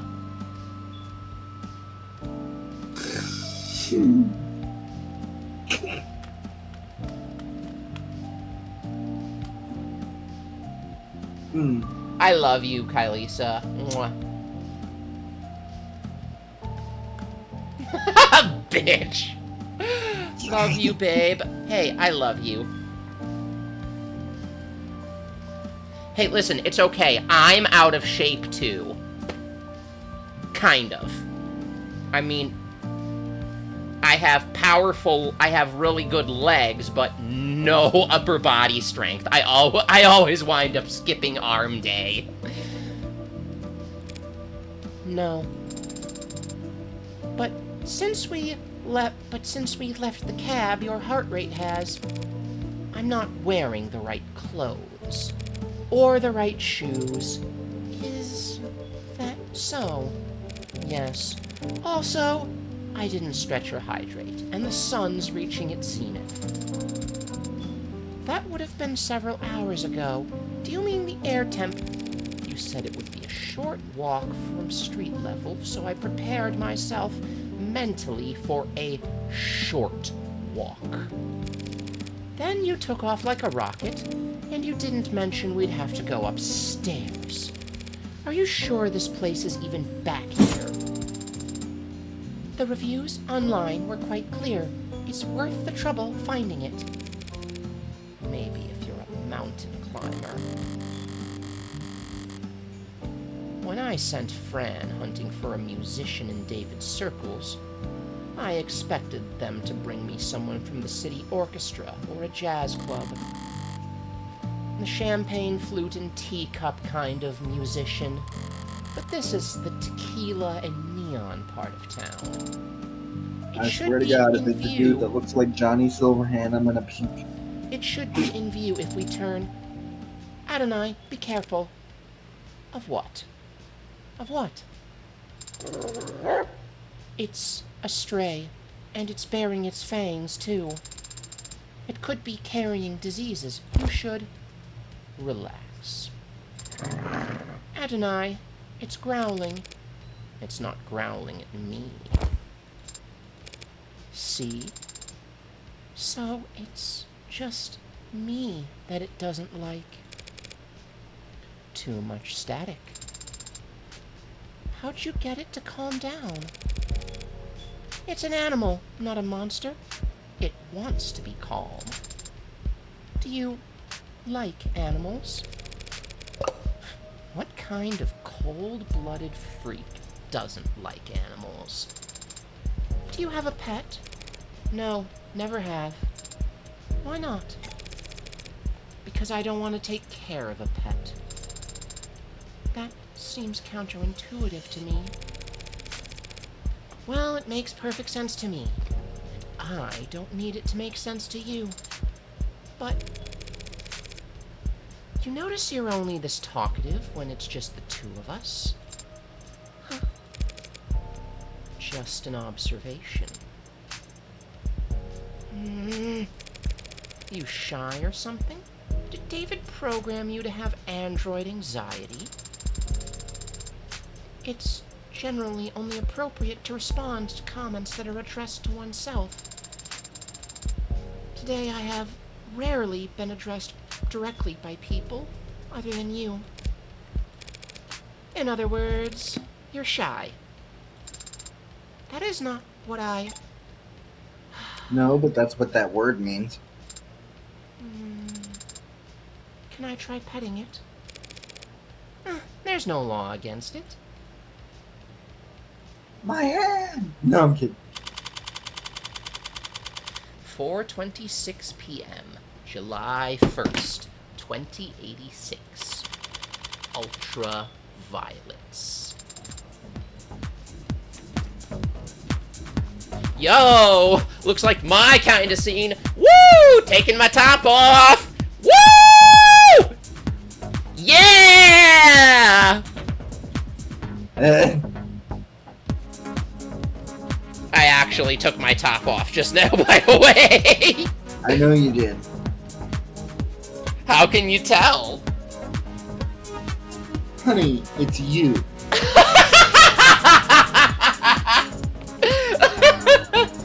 I'm starting to get too predictable, I see. I'm gonna have to switch it up a little.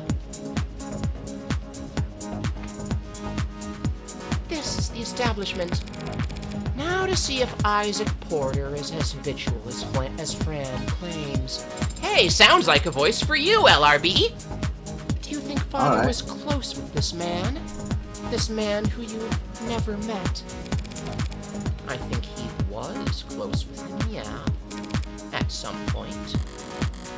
I had some help making that deduction. Fran saw their metadata showed a significant cooling of interaction between the two of them, particularly over the past month. But Fran also saw a phone call between the two last night.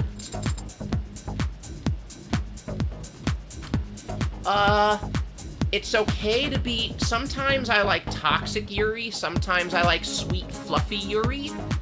It is okay, though. It is very important. I want to specify that. Toxic Yuri should only be enjoyed in fiction. Make sure that you do not do toxic Yuri in real life.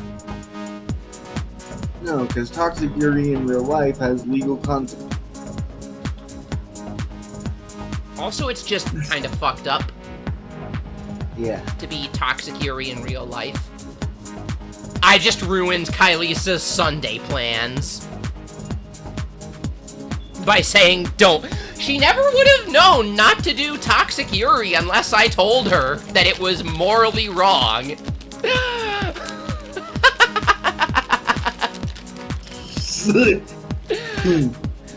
This is new. Wow. So you're not supposed to be toxic to those you love? This is new information. What a At the very least. I never would have considered. On purpose. So they were close. Do you think they were sleeping together? Sarah, how do you know what that is? That is completely inappropriate for me or anyone to speculate about. Inappropriate? Adonai, it's only set...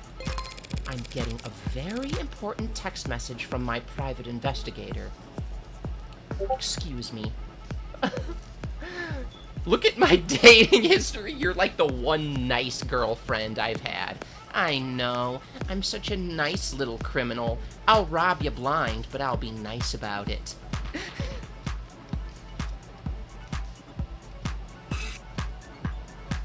There's Nary's inner good girl peeking out.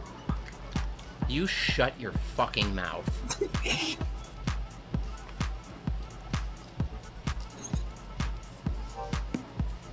Did you catch the killer yet?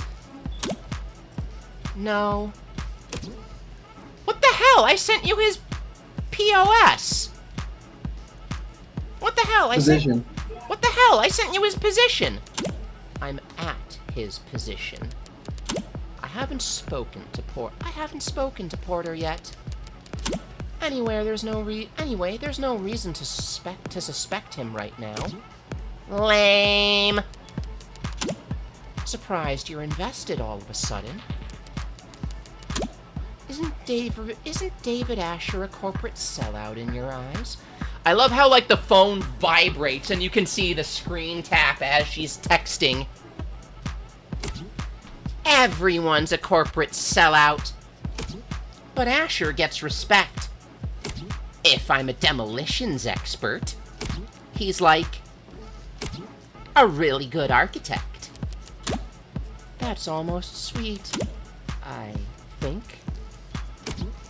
Asher started out working in Cube, so in the architect analogy, by today's standards, he's like IDK, I don't know. As a kid, he built all his bricks by hand, or something. You know that lit homework can help you with forming analogies. Eat this analogy! Censored. Did that come through, or did the characters break?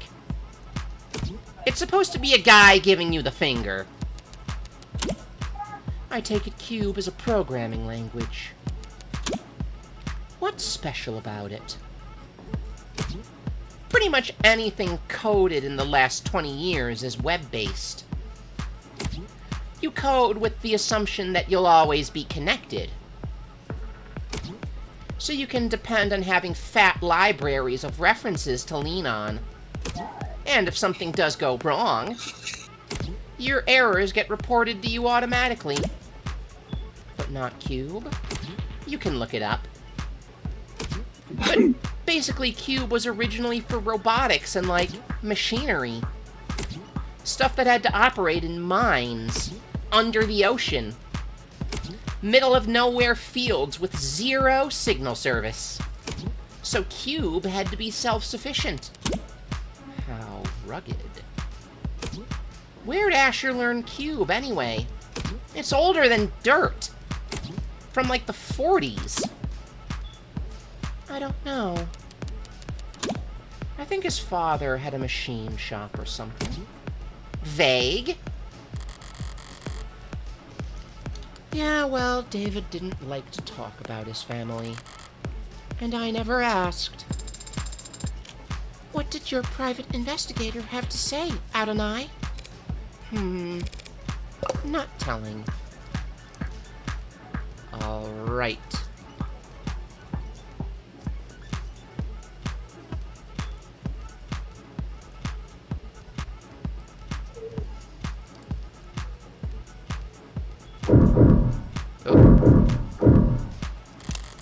That one over there. He matches the photos. Let's look around more.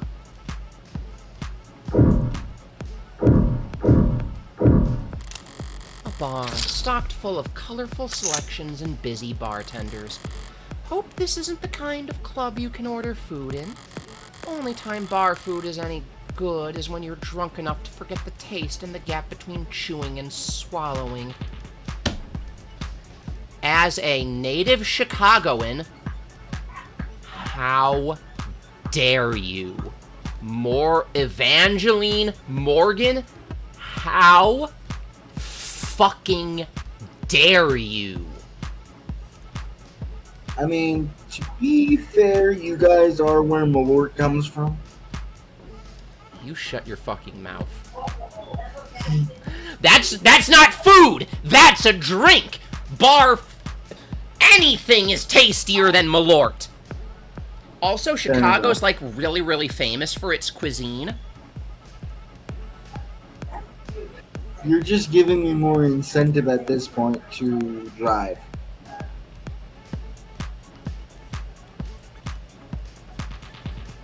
Seriously, like, there's this fucking... I'm not gonna say the name, but there's this really great, like, sort of pub food place. And normally, outside of the city, pub food is kind of trash, but if you're in Chicago, pub food is, like, amazing.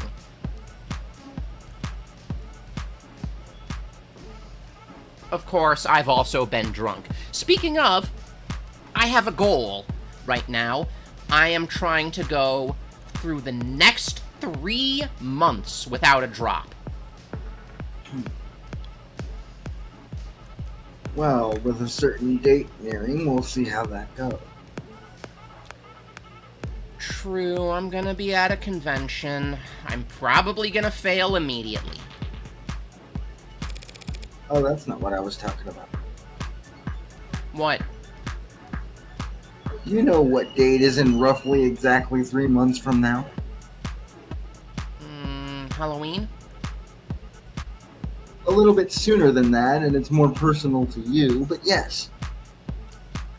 My birthday? Exactly. I'm gonna be in New York then. Oh, that's So you can, like, eat things? Yes, I can. What, like android food? There is no such product. So what do androids eat? Online user guides for Noble's warm models clarify that they don't eat anything in the traditional sense. They get their energy from electrical charging, usually wireless.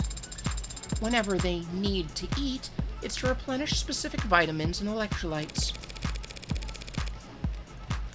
Sounds a lot like what mod users go through with their sports drinks and energy bars. And charger separation anxiety.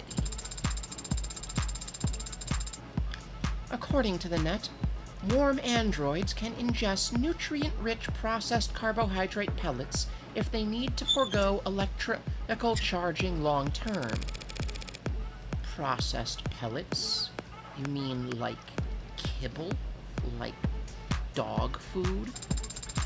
No, it is not like dog food at all. Can you buy it from the pet store? Sarah is just Morgan's little metallic puppy at this point. It seems that you can. Checkmate, Sarah. Checkmate. You're a pet. You are a pet. Now put on the collar, Sarah. I mean, isn't that barcode basically a collar? How is this Yes. something you have to look up anyway? Because I've always just eaten whatever Father gave me. Like what? Marbled beef, never hydroponic avocados, foie gras, that sort of thing. Damn. I'm not paying for any of that. Bougie ass android, what the hell? Consider who her creator was. True. The stage for talent. Pretty close to the floor. Guess it fits with the whole round table aspect of this place. Everyone's more or less equal footing, dancing in the dark once you get past the bouncer. Do you think they might have met here? David and Porter? I can't see David walking in here. Because you found the walk so challenging? Because it's too loud to relax, and not dark enough to be anonymous. I see. What's that face? You got an opinion to share? The atmosphere is not bad in here, but the music isn't quite. I'll find you a survey to fill out before we leave. What kind of music does an android even like? Early 21st century punk rock. Yo! Okay, yeah.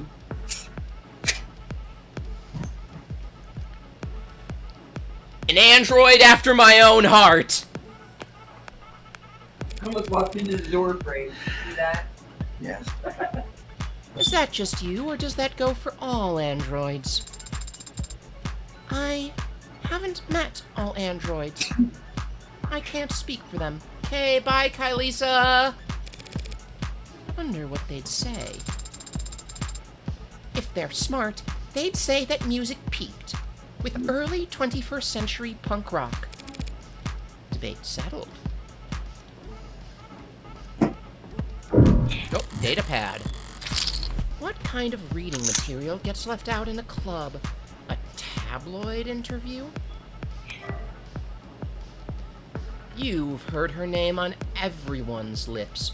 You've seen her face in magazines and commercials, and double-checked to make sure the photos weren't labeled as edited.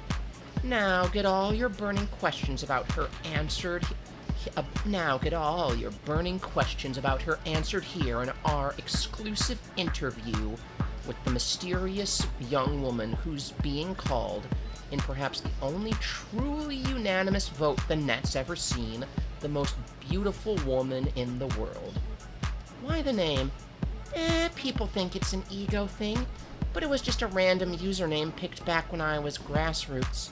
Then it was a pseudonym to give me a little shade from all the attention. Now it's a brand. And I can't change it without setting the stock market into a spin, so... You're certainly influential. After partnering with you, Inti saw a 3,000% increase in share price.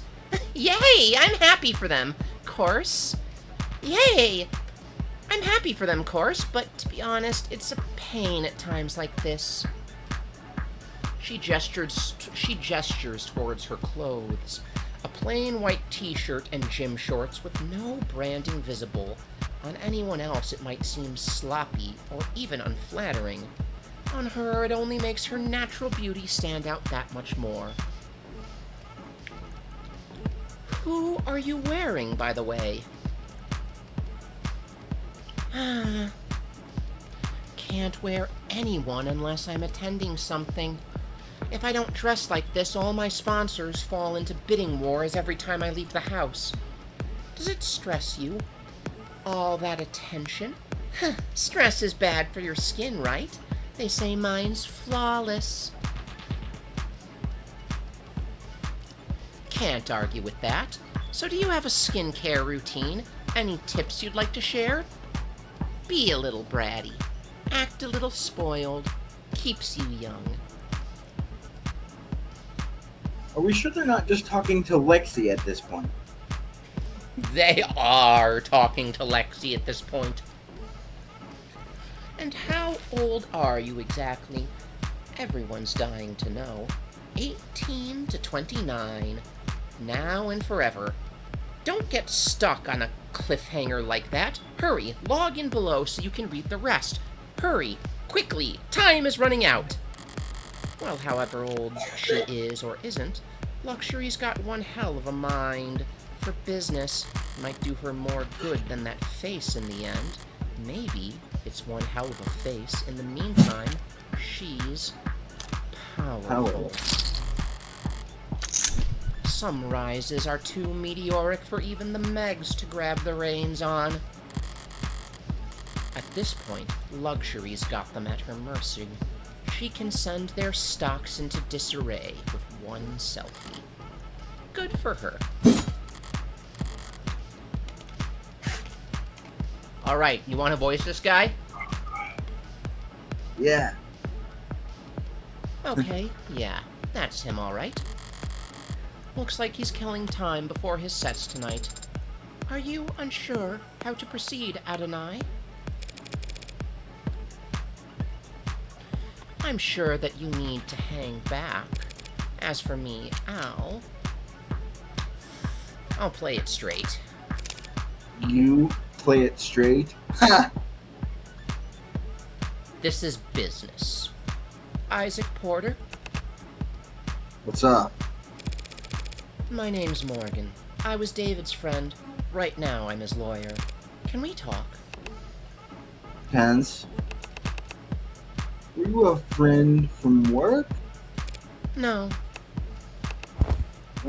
Over here. Thanks, Isaac. Don't thank me yet. I might just sit here, shut my mouth, and stick you with my tab. So what kind of lawyer are you? What kind of friend? I'm his defense attorney, Think you missed the bus on that then, yeah? and I'm a friend that needs to know what happened yesterday. Doesn't everyone? Try somewhere else, friendly lawyer. I haven't seen him in weeks. You might not have seen him, but we both know that you spoke with him over the phone yesterday. Only a short time before he died. How the hell? Isaac. It's pretty obvious that you don't want this particular spotlight to linger on you any longer than necessary, so why don't we cut to the chase? No lies, no playing coy. Fine. Sarah. Yes, Adonai? The hell? Is that thing transmitting? I am not streaming any data, no. Porter doesn't seem to recognize Sarah either. One more person David was keeping secrets from. I need to record everything for the court. Fine. You two were together, is that correct? We were together. I ended it. Oh. Yesterday. Oh, okay. Uh-huh. Yay.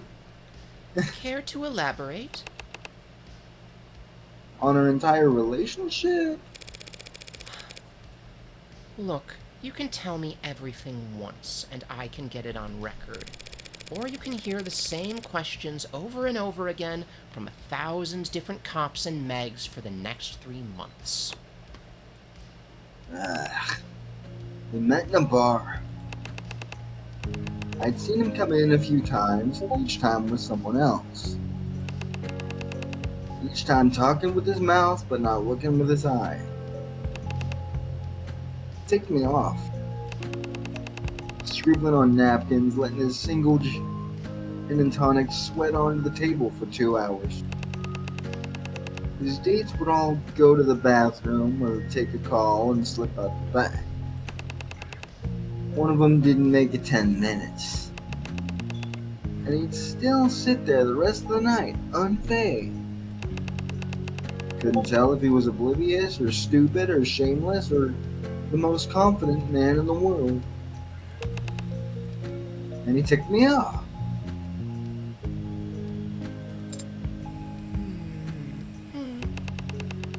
One night, things were slow and my set had been canceled. His date hadn't even bothered to think of an excuse for bailing. So I asked him why he'd insisted on coming there night after night.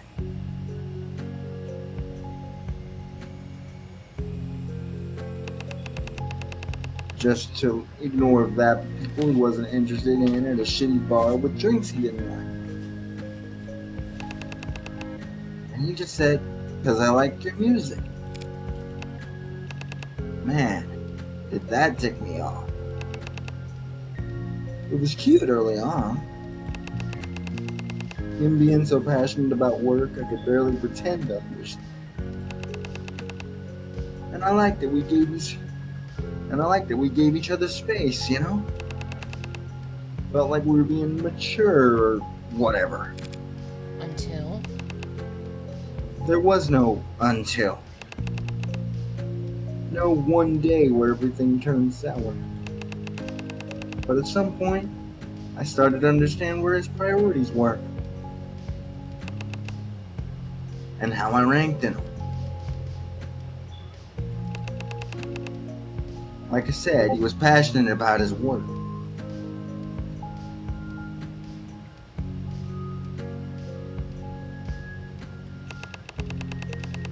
I just wrongly assumed they would also be that passionate about me at some point. So I pulled away a little. Wanted to see if he'd notice, if he'd miss me. Testing it. That isn't the biggest red flag in the world. He never budged. I could ignore him for days and he wouldn't be the least bit ashamed to see me. If I picked a fight, he'd never get angry or upset. He'd just apologize.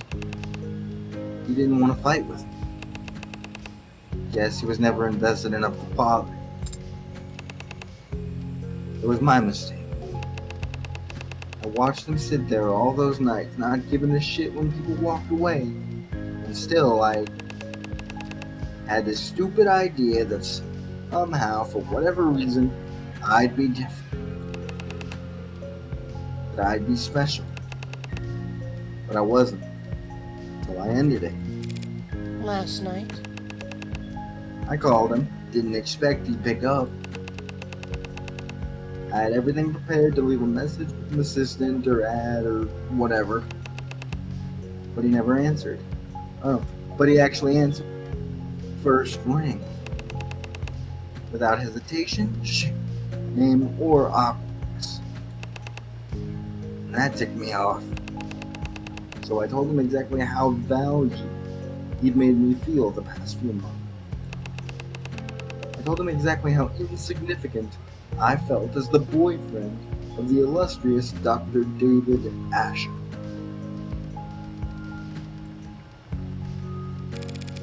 And what did he say? He apologized. And then he asked me if that was all I called to tell him. Huh. Woof. I hung up after that. Spent the rest of the night wrapped in warm disdain for him and his coldness. He'd made that easy for me. I went to sleep hurt but clean, ready for something new. And then this morning I wake up to see that my ex killed himself not 2 hours after he let me walk out of his life without so much as a don't. What the hell, man? What the hell, David? And now you're just the tip of an iceberg of lawyers and reporters and buzzards, parasites who want to hear about the man who sent David Asher over the edge. I never wanted to be his last life, or the straw that broke his back. I just wanted to be his goddamn boyfriend. Turns out that was asking for too much. Ow. It's yet to be determined whether David committed suicide. You serious? You don't have all the facts. And you do? Any one of them point to anything else? Thought so. Thanks for your time. I'll let you get back to it. That's it? No summons? The court has no need for you to retell a sad story like that. The court, huh? Sorry to bother you at work. Sarah, let's go.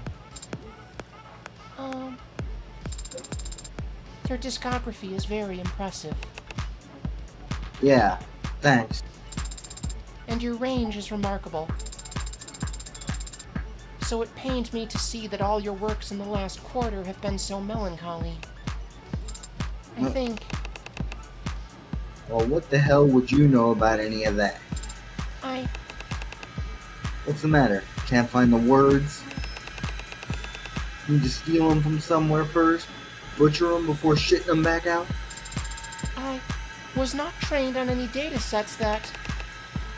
Nah, pardon me. My mistake, really. Not your fault. You're only standing here because rich prick nerds were allowed to rob the world blind for most of the century. Sarah, we're leaving. Ugh. What the Ow. hell was that about? He was under the false impression that I was programmed under a massive automated learning model in early 21st century. Not that. Why'd you talk to him? I wanted to. I just felt that I should say something to him. A word of advice. People don't want comfort from strangers, especially when they're androids. They want it from the people they want it from. Coming from anywhere else, it's just corn syrup on a parched tongue. Doesn't matter how sweet it is, they'll start gagging. You know a lot about people, don't you, Adonai? Compared to you, I'm a goddamn savant. So you're autistic? Come on, there's not much time left. Is there still somewhere you want to investigate? Somewhere I need to return to, actually. Porter was right. As things stand, I don't have any evidence that could establish an alternative interpretation of the facts. But if there did exist hard evidence that could prove his death wasn't a suicide, then there's only one place I could find it at this point.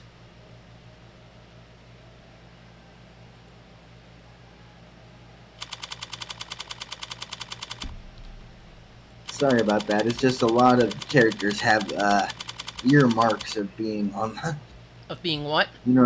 of being a bit on the spectrum somewhere. I feel like the writers of this game are a bit on the spectrum somewhere. I also had that thought, but I was worried it would be rude if I said it. Basement. You sure you don't want another look at the crime scene? I'm all out of time. Gotta approach this from the other angle. The other angle? You know, inductive versus deductive, flip the chessboard and all that. Haven't you ever read a mystery novel? I've seen mystery films. Well, let's see if you paid any attention then. What killed David Asher? Poison. 10 points. There's a point system? Now how did that poison get into his bloodstream? He must have ingested it orally. And how do we know that? The medical examiner found no injection marks or wounds. And if he had inhaled it? Inhaled it? Why? Leave the whys to someone who actually understands them. I won't be able to understand anything if I don't practice. Practice by answering my question. I suppose it's possible. But highly unlikely. We would have found a delivery system for it in the building, like an inhaler. Right. And an airborne poison is either shoved into your face or sprayed over a wide area. And no one around David has shown any kind of symptoms. So all we're left with is oral intake. Eliminating the impossible. What's next, Adonai? Young's corroborated statement was that David didn't exhibit any irregular symptoms. Mivlia! Welcome! Welcome, welcome! Skunk Raid! It's the greatest punk skunk! What's up? We are playing, of the Devil. We're solving a murder in a Phoenix Wright style, Danganronpa style cyberpunk thriller.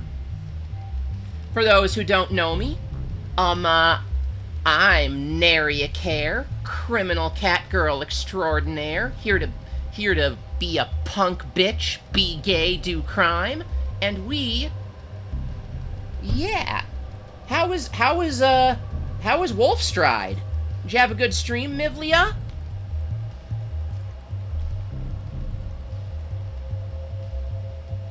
Yeah. Good to see you again, Neurospecs. Young's corroborated state... Alright, I'm gonna get back to, sorry, that's Morgan reading. I gotta try Wolfstride. What is that? I saw Mivlia streaming it the other day. It's like a top-down game. Anyway, I'm gonna get back. Anyway, I'm gonna get to, What'd you say, LRB? I said, given that terminology, it fits right in your wheelhouse. Top-down! Cowboy Bebop. Yeah. Oh, wait, yeah. Oh, no, it's the black and white mecha game.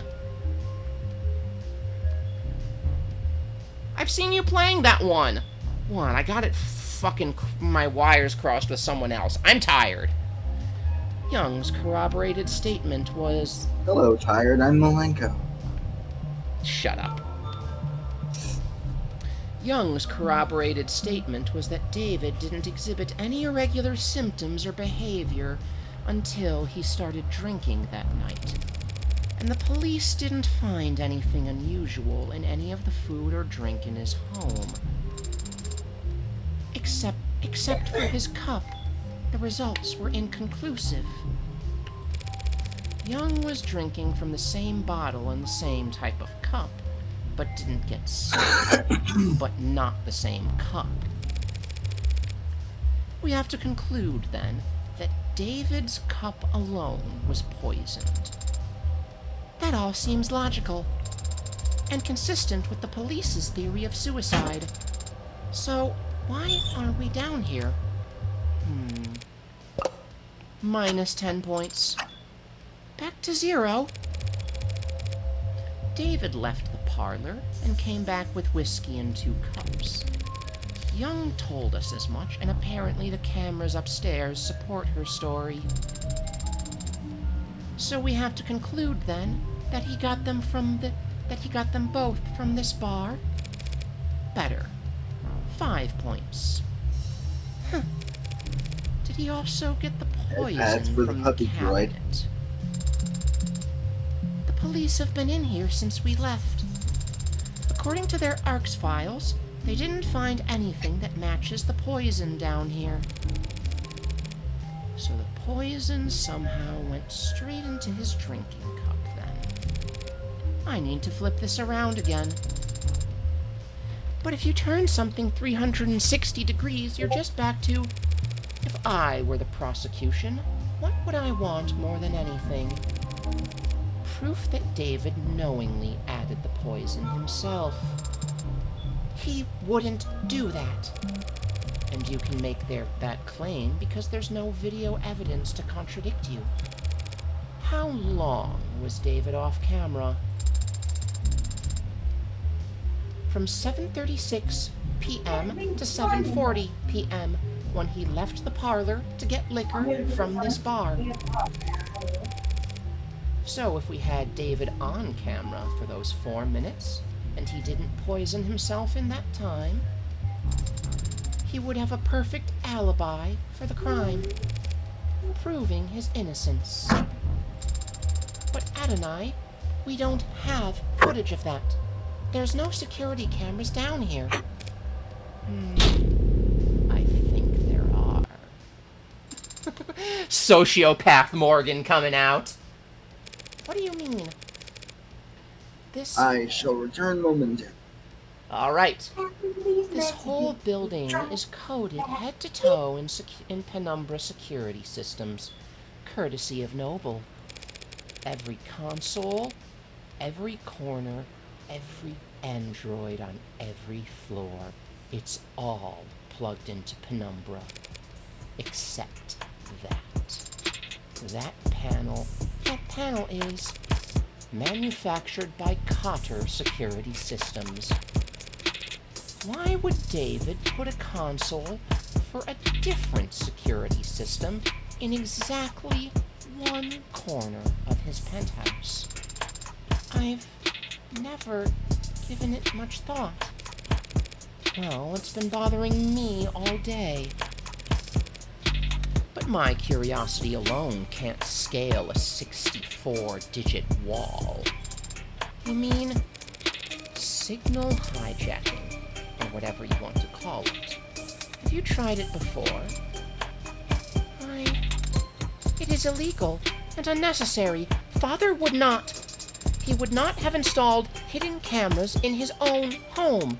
At the end of the day, I can't make you do anything. Well, actually, I probably can, now that you're registered to me. But aren't you the one who wanted to prove his innocence? Eliminate the impossible. I will need your express verbal command. Not like David can press charges against us at this point. Do it.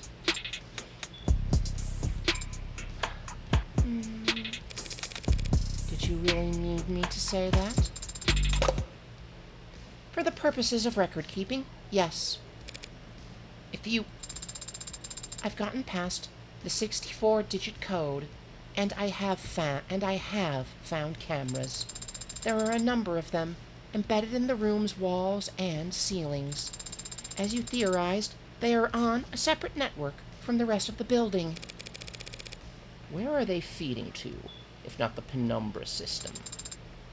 Behind my hibernation unit.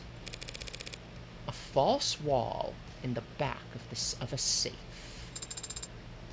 I don't understand. Why would Father possibly have a hidden system of cameras inside his own home? Yeah, so green hair is a robot, and we're trying to prove that her creator did not commit suicide, and that he was in fact murdered. Beats me. He was brilliant and more than a little odd. Throw in a little money and odd becomes eccentric. I see. I think? I don't.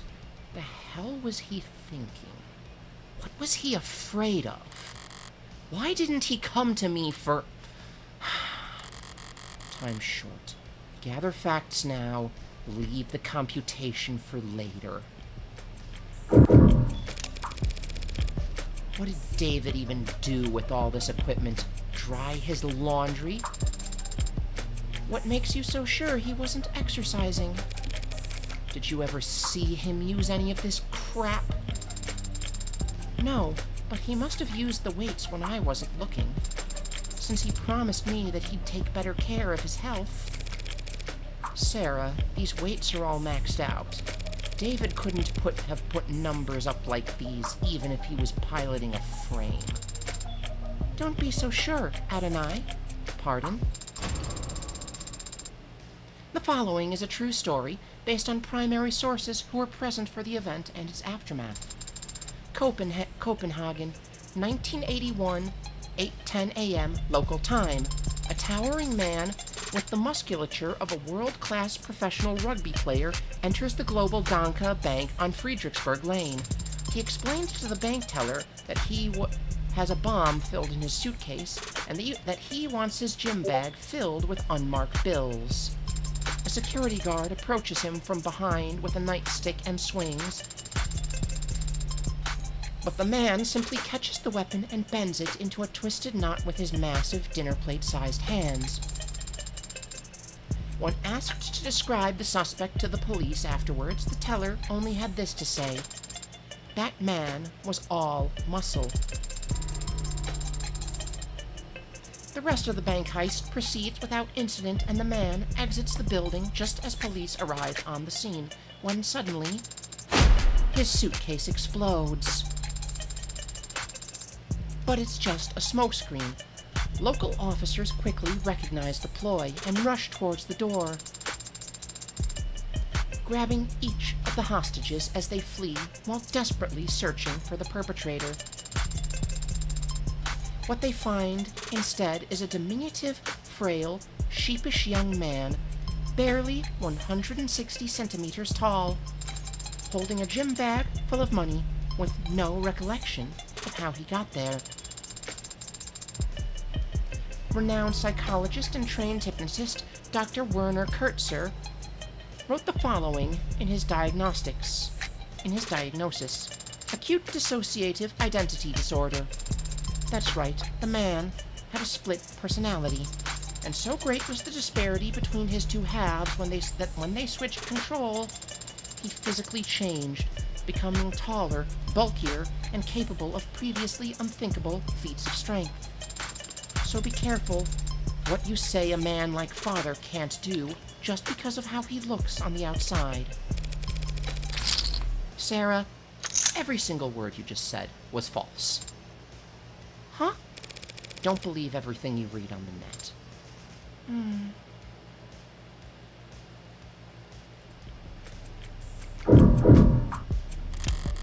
The liquor cabinet that this mystery hangs on. The police have been through it all by now, and they didn't find foreign contents in any of the spirits. It's a poisoning case, if you haven't picked it out by now. No poison to be found here. Well, not that kind of poison anyway. In which case, can I make you anything? Well, if you're offering, I'll have. Sorry, you're way underage, aren't you? 2 years old or whatever. Technically. Took that one a lot worse than I expected. Cheer up. Maybe you'll find a mocktail if you climb to the top of the ladder. This is a rolling ladder, a kind of step ladder, not a ladder. What? Remember, a ladder extends, but a step ladder folds out. And it's important to know the distinction. I'd bet my life savings that this subject will never come up again, ever. Big painting. So is that the original? It was appraised and confirmed to be genuine. At least he didn't get ripped off.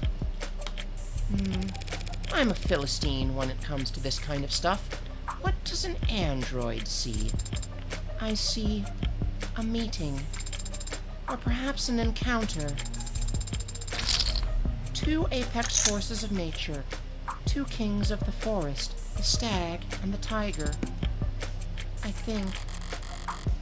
Great, I'm officially less cultured than the robot. Aren't tigers more in jungles and not forests? What is a jungle but a really, really hot, spicy forest? Fair enough.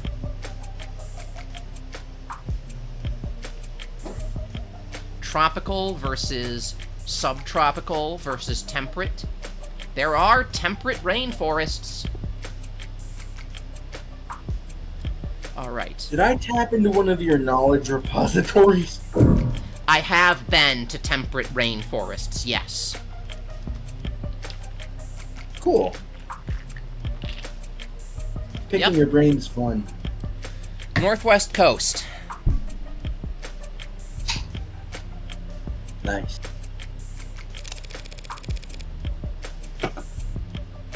What's the story with this anyway? Some kind of fault in the foundation? I don't know. I've never noticed that crack before. Might want to get those eyes checked. There's nothing wrong with my vision. This crack must have been created during my most recent hibernation. And here I was assuming that the weight equipment was for Sarah, and that Sarah made that crack in the floor. How? Did David drop a weight a bunch of times over and over in the same spot? Alright, let's refocus here. So there's some kind of hidden door behind your bunk bed, huh? Essentially, though a bunk bed would imply a second or third. How do we open it? Later. One moment. I see. Got it open already. I cannot open this door. Why? It is a Tethys basis. It is a Tethys basics sturdicure. Sturdicure. It is a Tethys basis sturdicure. Fuck. You could have just said you don't have enough room to cast fireball. Shut up. She's not Vivi. She's a robot. No, but it would have carried the same message.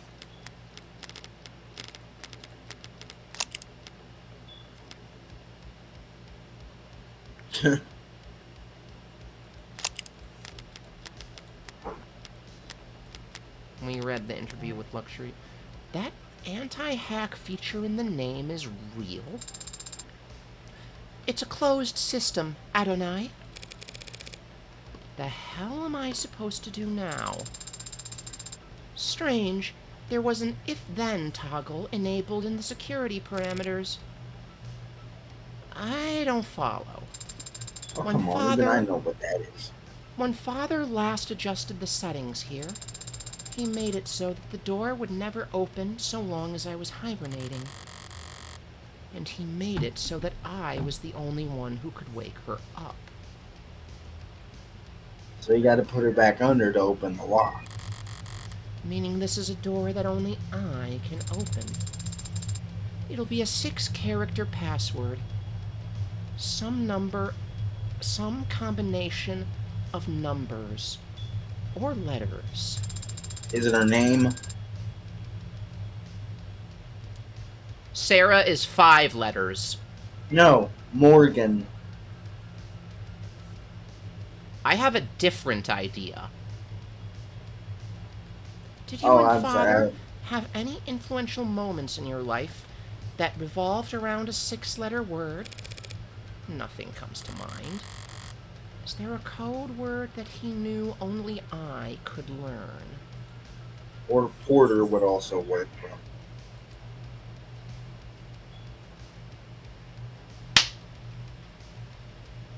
A code that only people know Morgan's name. Right. Sarah was in this vault. Correct. There's a word that is 6 letters long that Sarah only refers to Morgan with. Adonai. Adonai. That is my guess. A-D-O-N-A.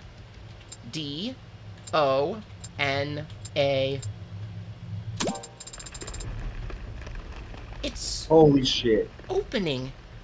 What was the password, Adonai? You just said it? You'd never guess.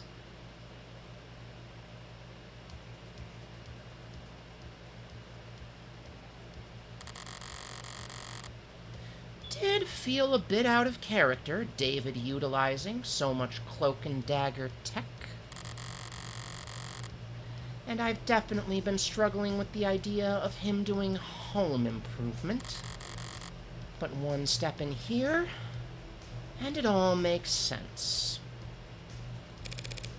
It's a panic room. Scary. A panic room is a place for rich people to hide in when people start bouncing bricks off their windows. They're typically not even on the blueprints. So when Noble built this penthouse for one of their executives, someone slipped this into the mix, and it's remained in Noble's blind spot ever since. All David had to do was repurpose it. Make sure you're capturing all of this. I don't want to miss my one chance because of a discovery technicality. I understand, but you needn't specify. My memory is flawless. I can play back visuals, sounds, sensations. I can even give detailed reports on air particles. Air particulates. You mean you can smell? Better than any human, and some canines. Puppy. So does it smell stale in here to you? Stale? It doesn't to me. Almost like someone's been in here. Recently. Almost like someone visits here frequently. Alright, let's try booting up the computer. You don't think the console is password protected? 2 physical doors, a 64-digit code, a half-ton android, and a secret phrase. If David set a password on his PC after all that, I'm going back to the morgue to have a word with him.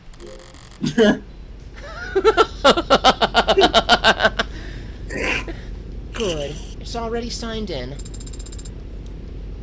You're looking for camera footage? I'd also settle for a note plainly stating that he feared for his life.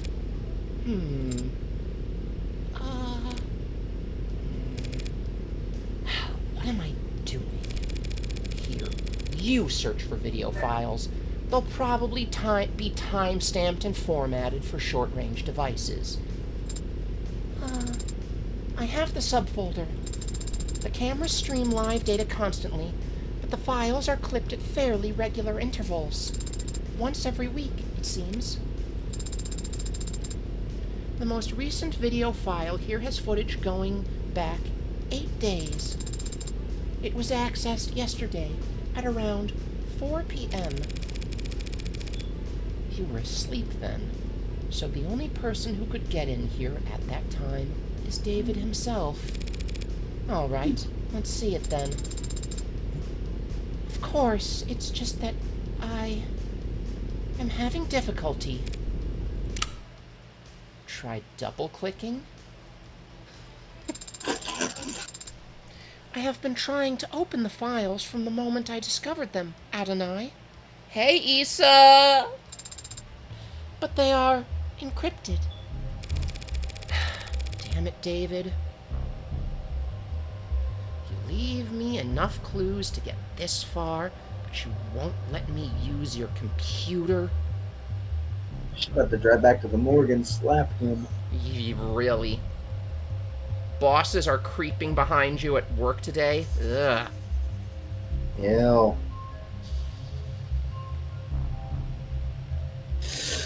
What's the brand on the encryption program?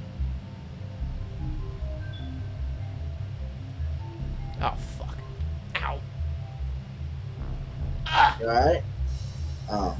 I got something sticky in my hair. Ew. I'm not sure how it happened. I must have slept in something last night.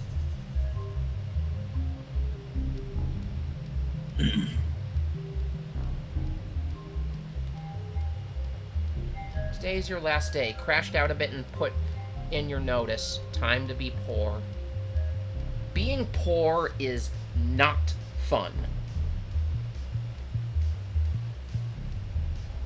Sorry to hear about that, but you did what you had to do.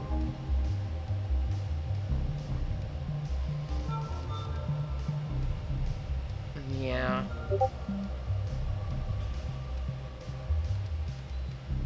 Even though technically leaving a 2 weeks notice is not necessary. Yeah. It's not.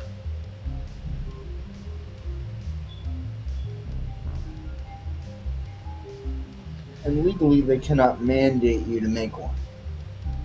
Or leave one, rather.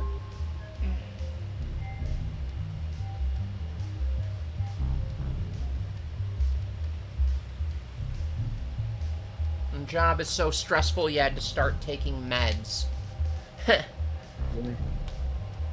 Good call. Sounds like you were working for the same company as David. Yeah. Fucking... Ow, ow, ow.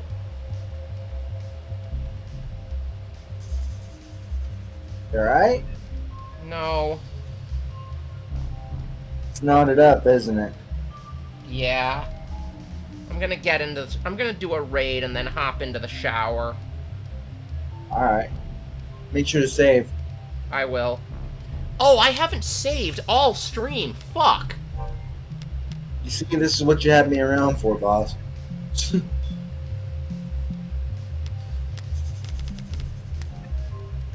What's the brand on the encryption program? If I rush a subpoena, they might have a backdoor I could bluff them into. These files were not encrypted with any commercially available tool. This appears to be Father's own work. Shit. David Asher hand-wrote the encryption on these files, there's no one alive who could... Hey. Oh, Hey, was Dawes Bless just you. flattering you back there? Or is your processing power really that special? Adonai, Can you break his encryption? Yes or no? With enough time. And how much time would that be? I would estimate it at 2 to 6 hours. That's a 4-hour window. No matter how sophisticated, encryption is still just a code that must be deciphered. And when deciphering any code, progress proceeds exponentially. Which makes it particularly difficult to determine the amount of time required to complete the process. 2 to 6 hours. I don't have any better options.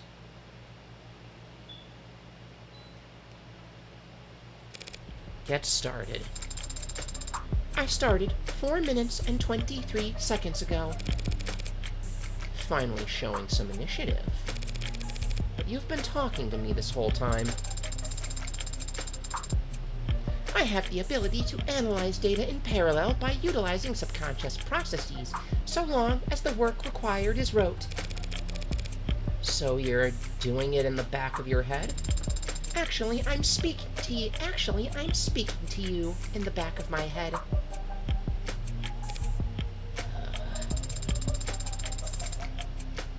I could give the decryption process my full, undivided attention, but I would become non-responsive. Hey, that's a pretty nifty feature. I'll have to keep that in mind. Alright, can you take this show on the road? Or do we have to rip this computer out of the wall and find a battery? I have copied the encrypted files, and will work on them as we travel. We can leave whenever you're ready. Still can't believe David let me get this far just to shut the door in my face at the last second. But he did let me get this far. Hey, babe. And the computer is not the only thing in here. Ah! The cabinets are a lot less eye-catching than his computer, but knowing David, that's all the more reason to check. Lots of paperwork, bonds and holdings, a platinum bar. His birth certificate might be nearly as valuable. Can't imagine what people would pay to steal David Asher's identity. And down here at the bottom, a binder. Noble's logo on the front, and in the middle, enough pages to dwarf one of those phone books you see in period pieces. Like she stole your phone. They're masking it in legalese, even on the table of contents, but basically, this is his employment contract. Hold on to this for me. It must be very important if you're giving it to me. It's certainly very heavy. Was there anything else in there? Expecting an updated copy of his will to show up? It is a possibility, isn't it? Maybe in a corny old murder mystery. A widely beloved and respected genre with over 2 centuries of... There is something else. Your papers. That Evangeline Morgan be given immediate and complete ownership of the android designated Sarah. It's dated to a few weeks back. Had he already made up his mind about all of this? If he had, why'd he hide this where no one else could find it? Was I just a backup plan? Well, at least we've got something a bit more concrete than Starling's word now. Her word should be plenty, shouldn't it? Not if people realize how precious you are. And then she just blushes like, As a collector's item.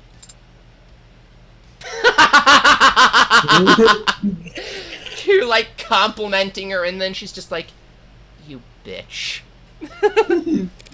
We've yet to meet one in person who... We've yet to meet one person who knows what the hell you are. But Noble could have easily argued that you fall under private technology or physical holdings. Unless I had something like this. It's good that you do, then. I'm glad that Father wanted me to go with a friend of his. Oh shit, I forgot to set my stream to Do Not Disturb this whole time. I'm a fucking idiot. I am a fucking idiot. I forgot to set my Discord to... Lexi! What have you done? Lexi! I told you she stole your phone. Lexi?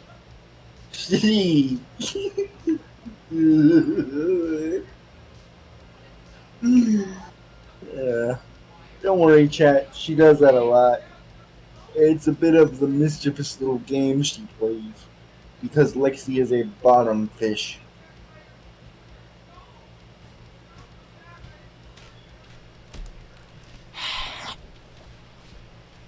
What did Lexi do with my fucking phone? God Stole damn your it. stole your phone and made it look like you were repeating over and over that you were a bottom. Okay, she is 100% getting tickled after stream. But I think we're getting to a point where we're gonna wrap up, because I'm gonna have to hop in the shower. Alright. This'll get me a huge tax write-off when I donate you to a for-profit college. Kitty cat got a little sticky, huh? At least pick a charitable institution. It's just an old saying. All colleges have been for-profit since the 60s. That doesn't make me feel any better. Now, do you mean the 1960s or the 2060s? Yes. I'm so glad you didn't hear what I said earlier. You can cheer up in the car. Hail us a ride to the courthouse. Priority.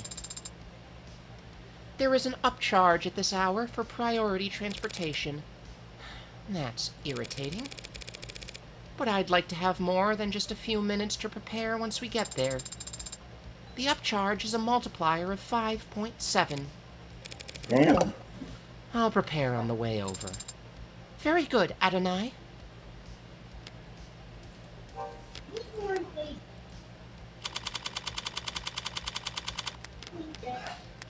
Alright.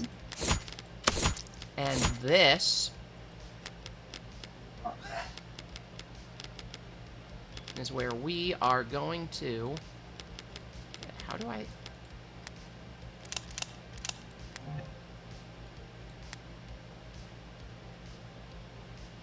And this is where we are going to raid out. So, thanks for joining me for Of the Devil Episode 1, everybody. No problem. I think I have an idea Right. of who we're going to raid. Yeah. Yeah. Yeah. Are you thinking what I'm thinking? I have no idea. I'm not a mind reader.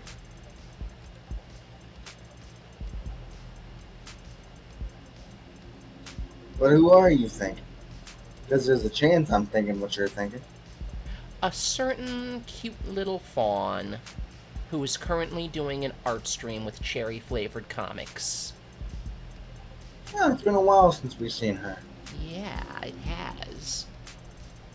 So, I'm gonna send you all to the lovely flannel fawn. Text to And so, everybody, I want you all to be good to Flannel Fawn and to Cherry, and be good to yourselves, be good to each other, and as always, be gay, do crime, and I'll see you all next time. Peace and chaos.